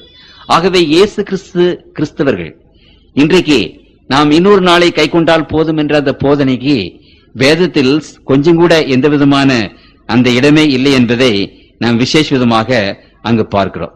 கர்த்தருக்குள் பிரியமானவர்களே, இன்றைக்கு இந்த பரிசுத்த நாளை ஆண்டவர் 2 விசேஷமான காரணத்துக்காக நம்ம கொடுத்திருக்கிறார். ஒன்று, இந்த பரிசுத்த நாள் 7ஆம் நாள். 6 நாட்களுக்குள்ளாக ஆண்டவர் வானம் பூமி சமுத்திரம் எல்லாவற்றையும் சிருஷ்டித்தார் என்பதற்கு 7வது நாள் சுட்டி காட்டுகிற ஒரு அடையாளமாக இருக்கிறது. நீங்கள் ஏன் 7ஆம் நாளை கை கொள்கிறீர்கள் என்று கேட்டால், ஏனென்றால் எங்கள் ஆண்டவர் 6 நாட்களுக்குள்ளே அண்ட சராசரங்களை படைத்த உண்மையான தெய்வம். உண்மையான தெய்வத்திற்கு அறிகுறி அண்ட சராசரங்களை படைத்தவர் உண்மையான தெய்வம். படைத்தவர் தான் உண்மையான தெய்வம். சிருஷ்டிகர்த்தா தான் உண்மையான தெய்வம். அப்படியானால் அவர் உண்மையான தெய்வம் என்பதை சுட்டி காட்டுகிறது அந்த 7வது நாள் ஓய்வு நாள். இன்றைக்கு மிலிட்டரியில நீங்கள் பார்ப்பீர்களானால் இந்த மிலிட்டரிக்காரங்க எல்லாம் காக்கி ட்ரெஸ் போடுறாங்க, அல்லது ஒரு மாதிரி பச்சை ட்ரெஸ் போடுறாங்க. போட்டு விட்டு கடைசியில் இந்த கையில வலது கையில பட்டை இருக்கிறது. அங்கே 1 கோடு 2 கோடு 3 கோடு அப்புறம் ஸ்டார் என்று இப்படி பல்வேறு விதமான அந்த பட்டைகள் அங்கே இருக்கின்றன. அப்ப எல்லா சோல்ஜர்ஸும் எல்லா சிப்பாய்களும் ஒரே மாதிரி உடை அணிந்திருந்த போதிலும் அந்த கையில இருக்கிற பட்டையை பார்த்து இது என்ன என்பதை கண்டுபிடிக்கிறார்கள். அவர்கள் என்ன கேப்டனா அல்லது கர்னலா அல்லது ஜெனரலா என்று அந்த பட்டையை பார்த்துதான் கண்டுபிடிக்கிறார்கள். அந்த பட்டையை ஒருவேளை நீங்கள் எடுத்துவிட்டு அந்த பட்டை இல்லாமல் அவர்கள் வருவார்களானால் அப்பொழுது அவர்கள் யார் என்று நம்மால் கண்டுபிடிக்க முடியாது. கர்த்தருக்குள் பிரியமானவர்களே, அண்ட சராசரங்களை படைத்த உண்மையான தெய்வம் ஆண்டவராகிய இயேசு கிறிஸ்து என்பதற்கு பட்ட அடையாளம் அந்த ஓய்வு நாள் ஆசரிப்பு, 7ஆம் நாள் ஓய்வு நாள் ஆசரிப்பு. ஆகவேதான் கர்த்தருக்குள் பிரியமானவர்களே, சாத்தான் தான் கடவுளாக வேண்டும் என்று விரும்பின போது இந்த ஓய்வு நாளை அவன் வெறுத்தார். ஏனென்றால் இந்த ஓய்வு நாளில் தான் ஆண்டவர் 6 நாட்களிலே வானம் பூமி எல்லாவற்றையும் சிருஷ்டித்தார் என்று சுட்டி காட்டுகிறது. அது ஒரு பட்டையாக அடையாள சின்னமாக இருக்கிறது. ஆகவே சாத்தான் அந்த அடையாள சின்னத்தை ஒழித்து விட்டால் இயேசு கிறிஸ்துவானவர் இந்த அண்ட சராசரங்களின் சிருஷ்டிகர்த்தா என்பதை ஒழித்து விடலாம். அப்படி இயேசு கிறிஸ்துவானவர் இல்லை என்று சொல்லிவிட்டால் தான் கடவுளாக முடியும் என்று சாத்தான் நினைத்தான். ஆகவே கடவுள் அண்ட சராசரங்களை சிருஷ்டித்தவர் என்பதை சுட்டி காட்டுகிறார் அந்த அடையாளமாக 7ஆம் நாள் ஓய்வு நாள் ஆசரிப்பை ஒழித்து விட்டால் அப்பொழுது ஆண்டவராய் இயேசு கிறிஸ்து சிருஷ்டிகர்த்தா என்று சொல்வதற்கு வேற ஒன்றும் கிடையாது. தான் உலகத்தின் கடவுள் என்று தன்னை சொல்லிக் கொள்ளலாம். ஆகவேதான் இவ்வளவு இந்த விதமான ஏற்பாடு இன்றைக்கு உலகத்தின் மக்கள் மத்தியிலே ஆண்டவரை தொழுது கொள்ளுகிற கிறிஸ்தவர்கள் மத்தியில அந்த 7ஆம் நாள் ஓய்வு என்பதை எடுக்கப்பட்டு விட்டு வேறொரு நாள் அங்கே உண்டாக்கப்பட்டு விட்டது. இதனுடைய அர்த்தம் என்ன என்று அநேகருக்கு தெரியாது. இன்றைக்கு அது வாழையடியாக வந்து விட்டபடினாலே தேவனுடைய பிள்ளைகள் சரி இதுதான் ஓய்வு நாள் என்று சொல்லி நாம் கவனிக்காதபடி அதை பின்பற்றியே வந்துவிட்டோம். பாரம்பரியம் அது. வேத வசனத்தில் அப்படி இல்லை. கர்த்தருக்குள் பிரியமானவர்களே, மனிதர்களுடைய வழக்கம் சபையினுடைய சட்டமாக அதை கொண்டு வந்து விட்டது. ஆகவே தெரியாதபடி அறியாதபடி நாம் இவ்வளவு நாட்களாக இந்த 7ஆம் நாள் ஓய்வு நாள் என்பதை அறியாமல் வேறொரு நாளை நாம் ஓய்வு நாளாக பக்தியோடு கை கொண்டு வந்து விட்டோம். ஆனாலும் இன்றைக்கு கர்த்தருடைய பிள்ளைகள் மத்தியில ஆண்டவர் இதை சொல்லுகிறார். இது ஏன் நான் ஒரு விசேஷமான கூட்டம் என்று சொன்னேன் என்று சொன்னால், இது இந்த உலகத்தின் மக்களுக்கு மறைக்கப்பட்ட ஒரு விசேஷமான ஒரு சத்தியம். ஏன் அதை விசேஷமான சத்தியம் என்று சொல்லுகிறேன் என்று சொன்னால், தேவனுடைய ராஜ்யத்திற்கு போவதற்கு பரிசுத்தம் இல்லாமல் போக முடியாது. அந்த பரிசுத்தத்தை நீங்களும் நானும் பெற்றுக் கொள்வதற்கு ஆண்டவர் தம்முடைய பிள்ளைகளை கொடுத்த ஒரே ஒரு வழி, த ஒன்லி வே. அந்த ஒரு வழியை சாத்தான் அடித்து விட்டால் நாம் ஆண்டவரிடத்தில் எப்படி அந்த பரிசுத்தத்தை பெற்றுக் கொள்வது, எப்படி தேவனுடைய ராஜ்யத்துக்கு நாம் போவது? ஆகவே கர்த்தருக்குள் பிரியமானவர்களே, இந்த காரியம் ஒரு முக்கியமான ஒரு காரியம். இந்த காரியத்தை கர்த்தருடைய பிள்ளைகள் தீர்க்கமாக ஆராய்ச்சி பண்ணி உணர்ந்து அதை நன்றாக அறிந்து நாம் நம்முடைய செயலிலே அதை காட்ட வேண்டும், செயல்பட வேண்டும் என்று ஆண்டவர் அங்கு விரும்புகிறார். சரி, நீங்க ஓய்வு நாளை பற்றி ஏன் சொல்றீங்க, இயேசு கிறிஸ்துவை பிரசங்கம் பண்ணுங்க என்று சிலர் சொல்லுகிறார்கள். அந்த ஓய்வு நாளில் தானே கர்த்தராய் இயேசு கிறிஸ்துவானவர் அண்ட சராசர்களின் ஆண்டவர் என்று அந்த ஓய்வு நாள் தானே சொல்லுகிறது. அந்த ஓய்வு நாள் தானே அவரை அண்ட சராசர்களின் கடவுள் என்று சொல்லுகிறது, உண்மை தெய்வம் என்று சொல்லுகிறது. இந்த உலகத்தில் எத்தனையோ தெய்வங்கள் இருக்கிறார்களே, இந்த தெய்வங்களிலே உண்மை தெய்வம் எது என்று கேள்வி வரும்போது அந்த 7ஆம் நாளாகிய ஓய்வு நாள் தானே. 6 நாட்களுக்குள்ளாக ஆண்டவர் இந்த அண்ட சராசரங்களை சிருஷ்டித்தார். ஆகவே 7ஆம் நாளிலே நாங்கள் ஓய்ந்திருக்கிறோம் என்று அந்த 7ஆம் நாள் தானே இயேசு கிறிஸ்துவாகிய ஆண்டவரை இந்த அண்ட சராசரத்தின் சிருஷ்டிகர்த்தாவாக உண்மை தெய்வமாக இன்றைக்கு நமக்கு சுட்டி காட்டுகிறது. இன்றைக்கு அன்றையில இருந்து மக்கள் இந்த 7ஆம் நாளை ஓய்வு நாளாக ஆசரித்து வந்திருந்தார்களானால் இன்றைக்கு வேறு மார்க்கங்கள் ஏற்படுவதற்கு அவசியமே இல்லை, வேறு கடவுள்கள் ஏற்பட வேண்டிய அவசியமே இல்லை. எல்லா மக்களும் அந்த 7ஆம் நாளை கை கொண்டு இயேசு கிறிஸ்து தான் உண்மையான தெய்வம், அண்ட சராசரங்களை படைத்த தெய்வம் என்று உணர்ந்திருப்பார்கள். வேறு மார்க்கத்திற்கு வழி இல்லை, வேறு தெய்வங்களுக்கு அவசியம் இல்லை. அந்த பரிசுத்த நாளை மறந்து விட்டபடியினால்தான் இன்னைக்கு அநேக மார்க்கங்களும் அநேக தெய்வங்களும் இன்றைக்கு உண்டாயிருக்கிறார்கள். ஆகவே இந்த பரிசுத்த ஓய்வு நாள் ஆண்டவராக இயேசு கிறிஸ்துவை அண்ட சராசரங்களின் தேவன் என்று சுட்டி காட்டுகிறது, உயர்த்தி காட்டுகிறது. இவர்தான் சிருஷ்டிகர்த்தா என்று உயர்த்தி காட்டுகிறது, இவர்தான் உண்மையான தெய்வம் என்று உயர்த்தி காட்டுகிறது. அதை நாம் வெட்டி விடுவோமானால் சாத்தான் மாதிரி, அப்போ ஆண்டவராக இயேசு கிறிஸ்து யார்? புத்திரை போல ஒருவர், மகாத்மாவை போல ஒருவர். உங்களுக்கு புரிகிறதுல? கர்த்தருக்குள் பிரியமான தேவனுடைய பிள்ளைகளே, அந்த காரியத்திலே நாம் விசேஷ விதமாக நாம் அங்கே இதை கை கொள்ள வேண்டும் என்று ஆண்டவர் தம்முடைய பிள்ளைகளிடத்திலே அங்கே விரும்புகிறார். இரண்டாவதாக அந்த பரிசுத்த அந்த 7வது நாளை பற்றி திருமறை அங்கு பேசும்போது இன்னொரு விசேஷமான ஒரு காரியத்திற்காக பேசுகிறது. அண்ட சராசரங்களை உண்டு பண்ணின அந்த ஆண்டவர் தான், அந்த வல்லமைதான் பாவிகளாகி நம்மை பரிசுத்தமாவதற்கும் அந்த வல்லமைதான் அவசியப்படுகிறது. பாவப்படுகொலியிலே கிடந்திருக்கிற நாம், அசுத்தமான நாம், உச்சந்தலை முதல் கொண்டு உள்ளங்கால் வரைக்கும் அசுத்தத்தில் நிறைந்த நாம் எப்படி பரிசுத்தம் அடைவது? கர்த்தருக்குள் பிரியமான தேவனுடைய பிள்ளைகளே, எப்படி நாம் பரிசுத்தம் அடைய முடியும்? தேவனுடைய பிள்ளைகளுக்கு ஆண்டவர் சொல்லுகிற அந்த காரியம் என்னவென்றால், இந்த உலகத்தை சிருஷ்டித்த அதே வல்லமை உங்களுடைய உள்ளத்திலே என்னுடைய உள்ளத்திலே புகுந்து நம்மை பரிசுத்தப்படுத்த வேண்டும். ஆகவே பரிசுத்த ஓய்வு நாள், அந்த 7ஆம் நாள் ஓய்வு நாள் சிருஷ்டிப்பின் சின்னம் மாத்திரமல்ல, ரட்சிப்பின் அடையாளம், ரட்சிப்பின் சின்னமாக இங்கு எழுதப்பட்டிருக்கிறது. யாத்திரையாகமத்தின் புத்தகம் 31ஆம் அதிகாரம் 13வது வசனத்தை வாசிக்கிறேன். யாத்திரையாகம் 31:13, நீ இஸ்ரவேல் புத்திரரை நோக்கி, நீங்கள் என் ஓய்வு நாட்களை ஆசரிக்க வேண்டும், உங்களை பரிசுத்தப்படுத்துகிற கர்த்தர் நான் என்பதை நீங்கள் அறியும்படி இது உங்கள் தலைமுறை தலைமுறையும் என்றென்றைக்கும் உங்களுக்கு அடையாளமாயிருக்கும். உங்களை பரிசுத்தப்படுத்துகிற கர்த்தர் என்று அறியும்படி அது உங்களுக்கும் எனக்கும் அடையாளமாக இருக்கும் என்று அங்கு ஆண்டவர் அங்கு விசேஷ விதமாக அங்கு சொல்லி போனார்.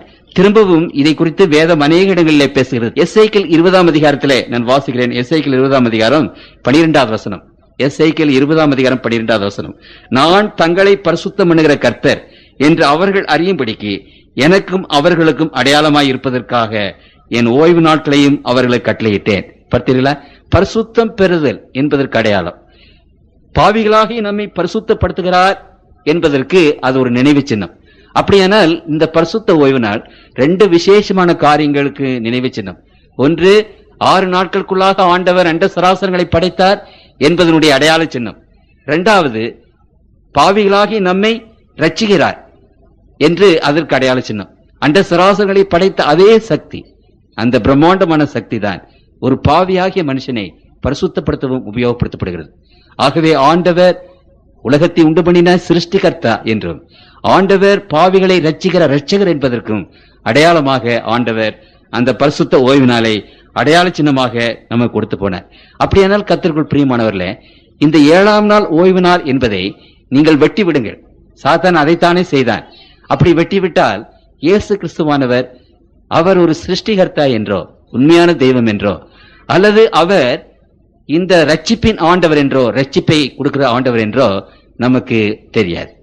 அதை வெட்டிவிட்டால் அந்த ரெண்டும் போய்விடும். அப்புறம் இயேசு கிறிஸ்து யார் என்று நீங்கள் மற்றவர்களுக்கு எப்படி நிரூபிக்க முடியும்? நம்ம பாட்டுக்கு அவர் ஆண்டவர் என்று சொல்ல வேண்டியதுதான். அதற்கு என்ன ப்ரூஃப், என்ன அடையாளம்? ஆகவே கர்த்தருக்குள் பிரியமானவர்களே, இந்த ரெண்டு விசேஷமான காரியங்களுக்காக அடையாள சின்னமாக அந்த பரிசுத்த ஓய்வு நாள் இருக்கிறது. அந்த பரிசுத்த ஓய்வு நாளிலே தேவனுடைய பிள்ளைகள் வந்து அவரோடு கூட தங்கி அன்றைக்கு வேத வாசிப்பு, அன்றைக்கு ஜெபம், அன்றைக்கு பாட்டு, அந்த நாள் முழுவதும் தேவனுடைய பாதத்திலே உட்கார்ந்திருப்பது, உட்கார்ந்து அவருடைய முகத்தை பார்த்து அவருடைய பரிசுத்தத்திலே பங்கு கொள்கிறோம். இந்த பாவியாகி நாம் பரிசுத்தம் அடைந்து அங்கே ஆண்டவருடைய பிள்ளைகள் ஆகுகிறோம். ஆகவே தேவன் நம்மை ரட்சிக்கிறார், நம்மை பரிசுத்தப்படுத்துகிறார் என்பதற்கு அடையாளமும் அந்த பரிசுத்த ஓய்வு நாள் தான். அண்ட சராசரங்களை சிருஷ்டித்த ஆண்டவர் அவர்தான் நமக்கு உண்மையான தெய்வம், வணக்கத்திற்குரியவர், தொழுகைக்குரியவர் என்பதற்கும் இந்த 7ஆம் நாள் தான் என்பதை திருமறை நமக்கு விசேஷமாக அங்கு சொல்லுகிறது.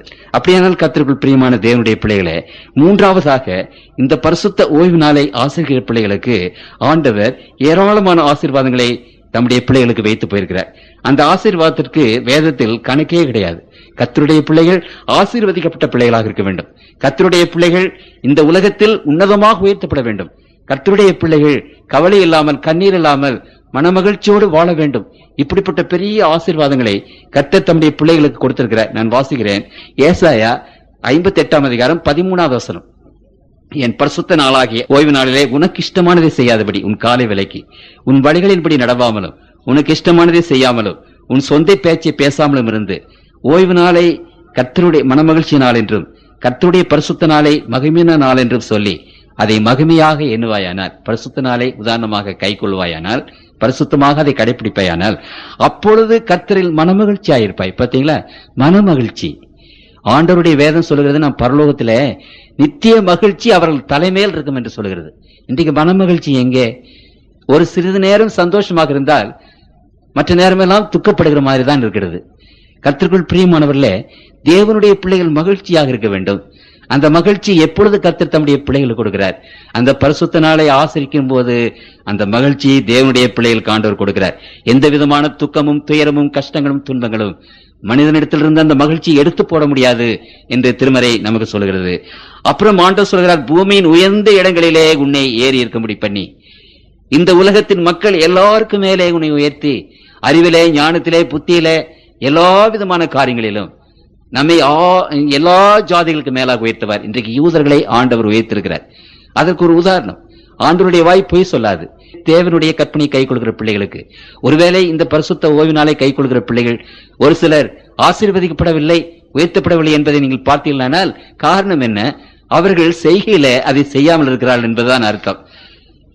இந்த மனிதன், இந்த மகள் இந்த பரிசுத்த ஓய்வு நாளை ஆசரிக்கிறார்களோ அவர்கள் நிச்சயமாகவே எல்லா மக்களுக்கு மேலாக அவர்களும் அவருடைய குடும்பம் உயர்த்தப்படுவார்கள். இன்றைக்கு அடையாளமாக யூத ஜாதி இன்றைக்கு அதற்கு ஒரு அடையாளமாக இருக்கிறது. ஆண்டவர் சொல்கிறார், உன் தகப்பனாகிய யாக்கோப்புடைய சுதந்திரத்தால் உன்னை போஷிப்பேன். அப்படி என்றால் என்ன? யாக்கோப்பு தன்னுடைய தகப்பனுக்கும் தமையனுக்கும் பயந்து ஒரு ஆட்டுக்கோலை பிடித்துக் கொண்டு தன்னுடைய உடம்பில் ஒரு சிறிய துணியை சுத்தி கண்டு ஓடினான். அனாதையாக ஓடினான், ஒன்றுமில்லாதவனாக ஓடினான். அவன் திரும்பி வரும்போது ஏராளமான ஆடு மாடுகள், ஏராளமான சொத்து சுகத்தோடு திரும்பி வந்தார். யாக்கோப்பின் சுதந்திரத்தால் உன்னை போஷிப்பேன். ஆகவே பஞ்சைகளும் பரதேசிகளுமாக கர்த்தருடைய பிள்ளைகள் இந்த பரிசுத்த ஓய்வு நாளை நீங்கள் ஆரம்பிங்கள், உண்மையாக கை கொள்வீர்களானால் அப்படிப்பட்ட ஒரு செல்வாக்கு, ஒரு வளமை, ஒரு செல்வம் கர்த்தருடைய பிள்ளைகளுக்கு அங்கே பிராமிஸ் பண்ணப்பட்டிருக்கிறது, அங்கே வாக்குத்தத்தம் பண்ணப்பட்டிருக்கிறது. இதை சேனைகளின் கர்த்தருடைய வாய் இதை சொல்லிட்டு ஆண்டவர் இதை உரைக்கிறார் என்று வேதம் அங்கே சொல்லுகிறது. அவருடைய சொந்த வாயினாலே ஆண்டவர் உரைக்கப்பட்ட அந்த ஆசீர்வாதங்கள், இந்த ஆசீர்வாதங்களை பெற்றுக்கொள்ளும்படி என் ஓய்வு நாட்களை ஆசரித்து எனக்கு இன்பமானவைகளை தெரிந்து கொண்டு என் உடன்படிக்கை பற்றி கொண்டிருக்கிற அன்னர்களை குறித்து சொல்கிறதாவது, நான் அவர்களுக்கு என் ஆலயத்திலும் என் மதில்களுக்குள்ளும் குமாரருக்கும் குமார்த்திகளுக்கும் உரிய இடத்தையும் கீர்த்தியை பார்க்கலும் உத்தமமான இடத்தையும் கீர்த்தியும் கொடுப்பேன். கர்த்தருக்குள் பிரியமானவர்களே, என் பரிசுத்த பருவத்தை கொண்டு வந்து 7வது வசனம், என் ஜெப வீட்டில் அவர்களை மகளை பண்ணுவேன். என்னுடைய ஆலயத்தில் அவர்கள் தூணாக இருப்பார்கள், என் ஆலயத்திலே அவர்கள் சந்தோஷமாக இருப்பார்கள். என் ஆலயத்திற்கு கொண்டு வந்து, என்னுடைய ஜெப வீட்டுக்கு கொண்டு வந்து, எவ்வளவு விசேஷமான ஆசீர்வாதங்கள்! அந்த பரிசுத்த ஓய்வு நாளை ஆசரிக்காதபடினாலே இன்றைக்கு கர்த்தருடைய பிள்ளைகள் அந்த ஆசீர்வாதங்கள் எல்லாவற்றையும் இழந்து இன்றைக்கு நாம் வறுமைப்பட்டவர்களாக, இது இலை உதிர்ந்த மரத்தை போல முட்ட மரமாக இன்றைக்கு நாம் உலகத்தில் உட்கார்ந்து கொண்டிருக்கிறோம். ஆகவேதான் கர்த்தருடைய பிள்ளைகளுக்கு ஆண்டவர் இங்கு என்ன சொல்கிறார்? விசேஷமாக எச்சரிப்பின் சத்தமாக சொல்கிறதே எசேக்கியேல் 22 அதிகாரம் 26வது வசனத்திலே நான் வாசிக்கிறேன். அதன் ஆசாரியர்கள் பாருங்க, யாருன்னு பாருங்க, ஊழியக்காரர்கள், பாஸ்டர்மார்கள், அதன் ஆசாரியர்கள் வேதத்துக்கு அநியாயம் செய்து என் பரிசுத்த வஸ்துக்களை பரிசுத்த குலைச்சலாக்குகிறார்கள். பரிசுத்தம் உள்ளதற்கும் பரிசுத்தம் இல்லாததற்கும் வித்தியாசம் பண்ணாமலும், அசுத்தம் உள்ளதற்கும் அசுத்தம் இல்லாததற்கும் உண்டான வேற்றுமையை காண்பியாமலும் இருந்து என் ஓய்வு நாட்களுக்கு தங்கள் கண்களை மூடிக்கொள்கிறார்கள். அவர்கள் நடுவிலே நான் கனவீனம் பண்ணப்படுகிறேன். இன்றைக்கு உலகத்தின் மக்கள் மத்தியில பரிசுத்த ஓய்வு நாளை பற்றி பேசும்போது அந்த ஆசாரியர்கள், பாதிரிமார்கள், இவர்கள் எல்லாம் அந்த ஓய்வு நாளுக்கு தங்கள் கண்களை மூடிக்கொள்கிறார்கள் என்று வேதம் சொல்கிறது. இன்னைக்கு அதுதானே நடக்கிறது. ஆகவே அவர்கள் மத்தியில் நான் கனவீனம் பண்ணப்படுகிறேன் என்று ஆண்டவர் தம்முடைய பிள்ளைகளிடத்தில் அங்கே சொல்லுகிறார். 28 அதன் தீர்க்கதரிசிகள் அபத்தமானதை தரிசித்து பொய் சாஸ்திரத்தை அவர்களுக்கு சொல்லி ஆண்டவர் உரைத்தார் என்று சொல்லி அவர்களுக்கு சாரமற்ற சாந்தை பூசுகிறார்கள். அப்படியானால் அவர்கள் கட்டுகிற கட்டடம் சாரமற்ற சாந்த பூசின கட்டடமாக இருக்கிறது. அதிலே பிரயோஜனம் இல்லை என்று திருமறை விசேஷமாக தம்முடைய பிள்ளைகள் மத்தியிலே ஆண்டவர் சொல்லுகிறார். அந்த 20ஆம் அதிகாரத்திலே கர்த்தர் தம்முடைய பிள்ளைகள் மத்தியிலே சொல்லுகிற ஒரு காரியத்தை மாத்திரம் நான் வாசிக்க விரும்புகிறேன்.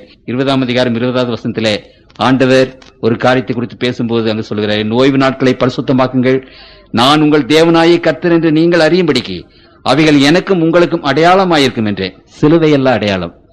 இன்றைக்கு கிறிஸ்துவர்களுக்கு ஆண்டவருடைய பிள்ளைகள் என்பதற்கு ஆண்டவருக்கு நமக்கும் இருக்கிற ஒரே அடையாளம், என் ஓய்வு நாட்களை அடையாளமாக கொடுத்தேன் என்ற ஆண்டவர் எழுகிறார்.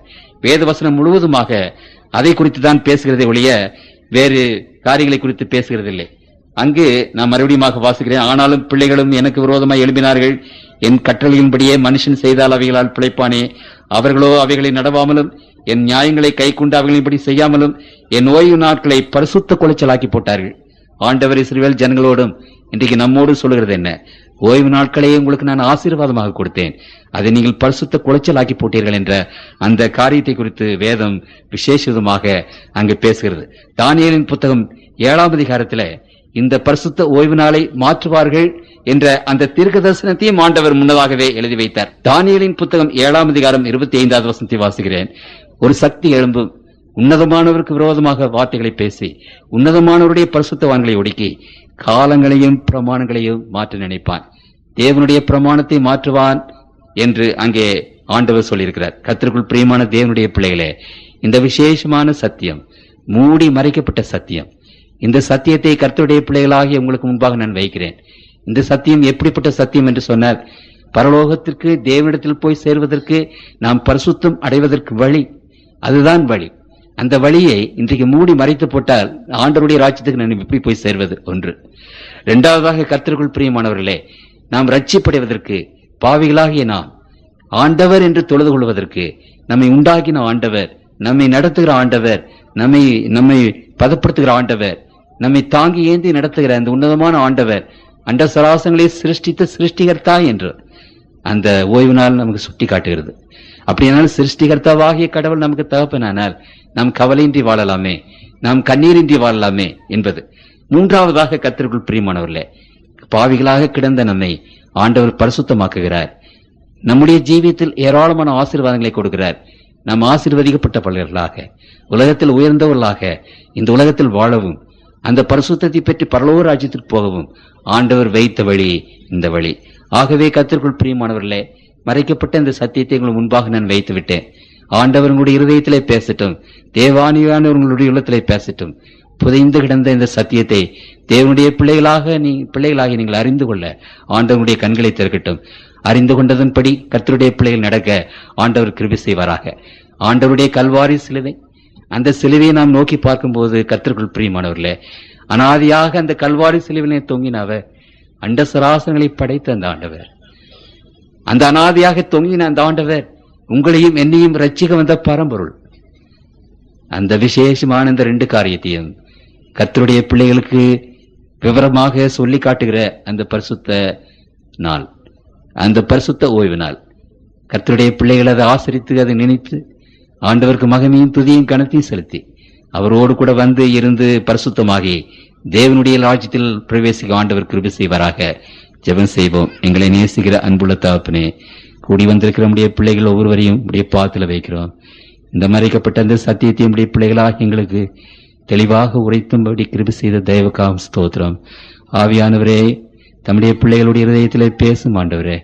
கர்த்தாவே, இதோ எங்களுக்கு கொடுத்த இந்த விசேஷமான சத்தியம், இந்த சத்தியத்தை நாங்கள் அறியத்தக்கதாக, உணரத்தக்கதாக, இந்த சத்தியத்தின்படி நடந்து உம்முடைய ரட்சிப்பை பெறத்தக்கதாக எங்களுக்கு ஒத்தாசை செய்ய வேண்டும் என்று கெஞ்சி கொண்டாடுகிறோம்.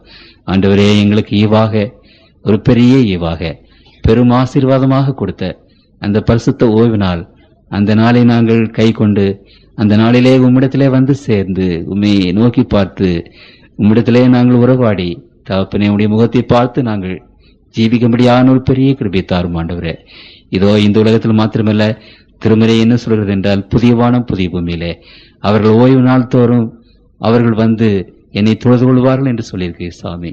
இதோ புதிய வானம் புதிய பூமியிலேயும் என்றென்றைக்கும் அந்த நாளிலே உம்மோடு கூட வந்து நாங்கள் உறவாடுவோம் என்று தேவரையில் சொல்லியிருக்கிறீர். அப்படிப்பட்ட கிருபையை உடைய பிள்ளைகளுக்கு தந்து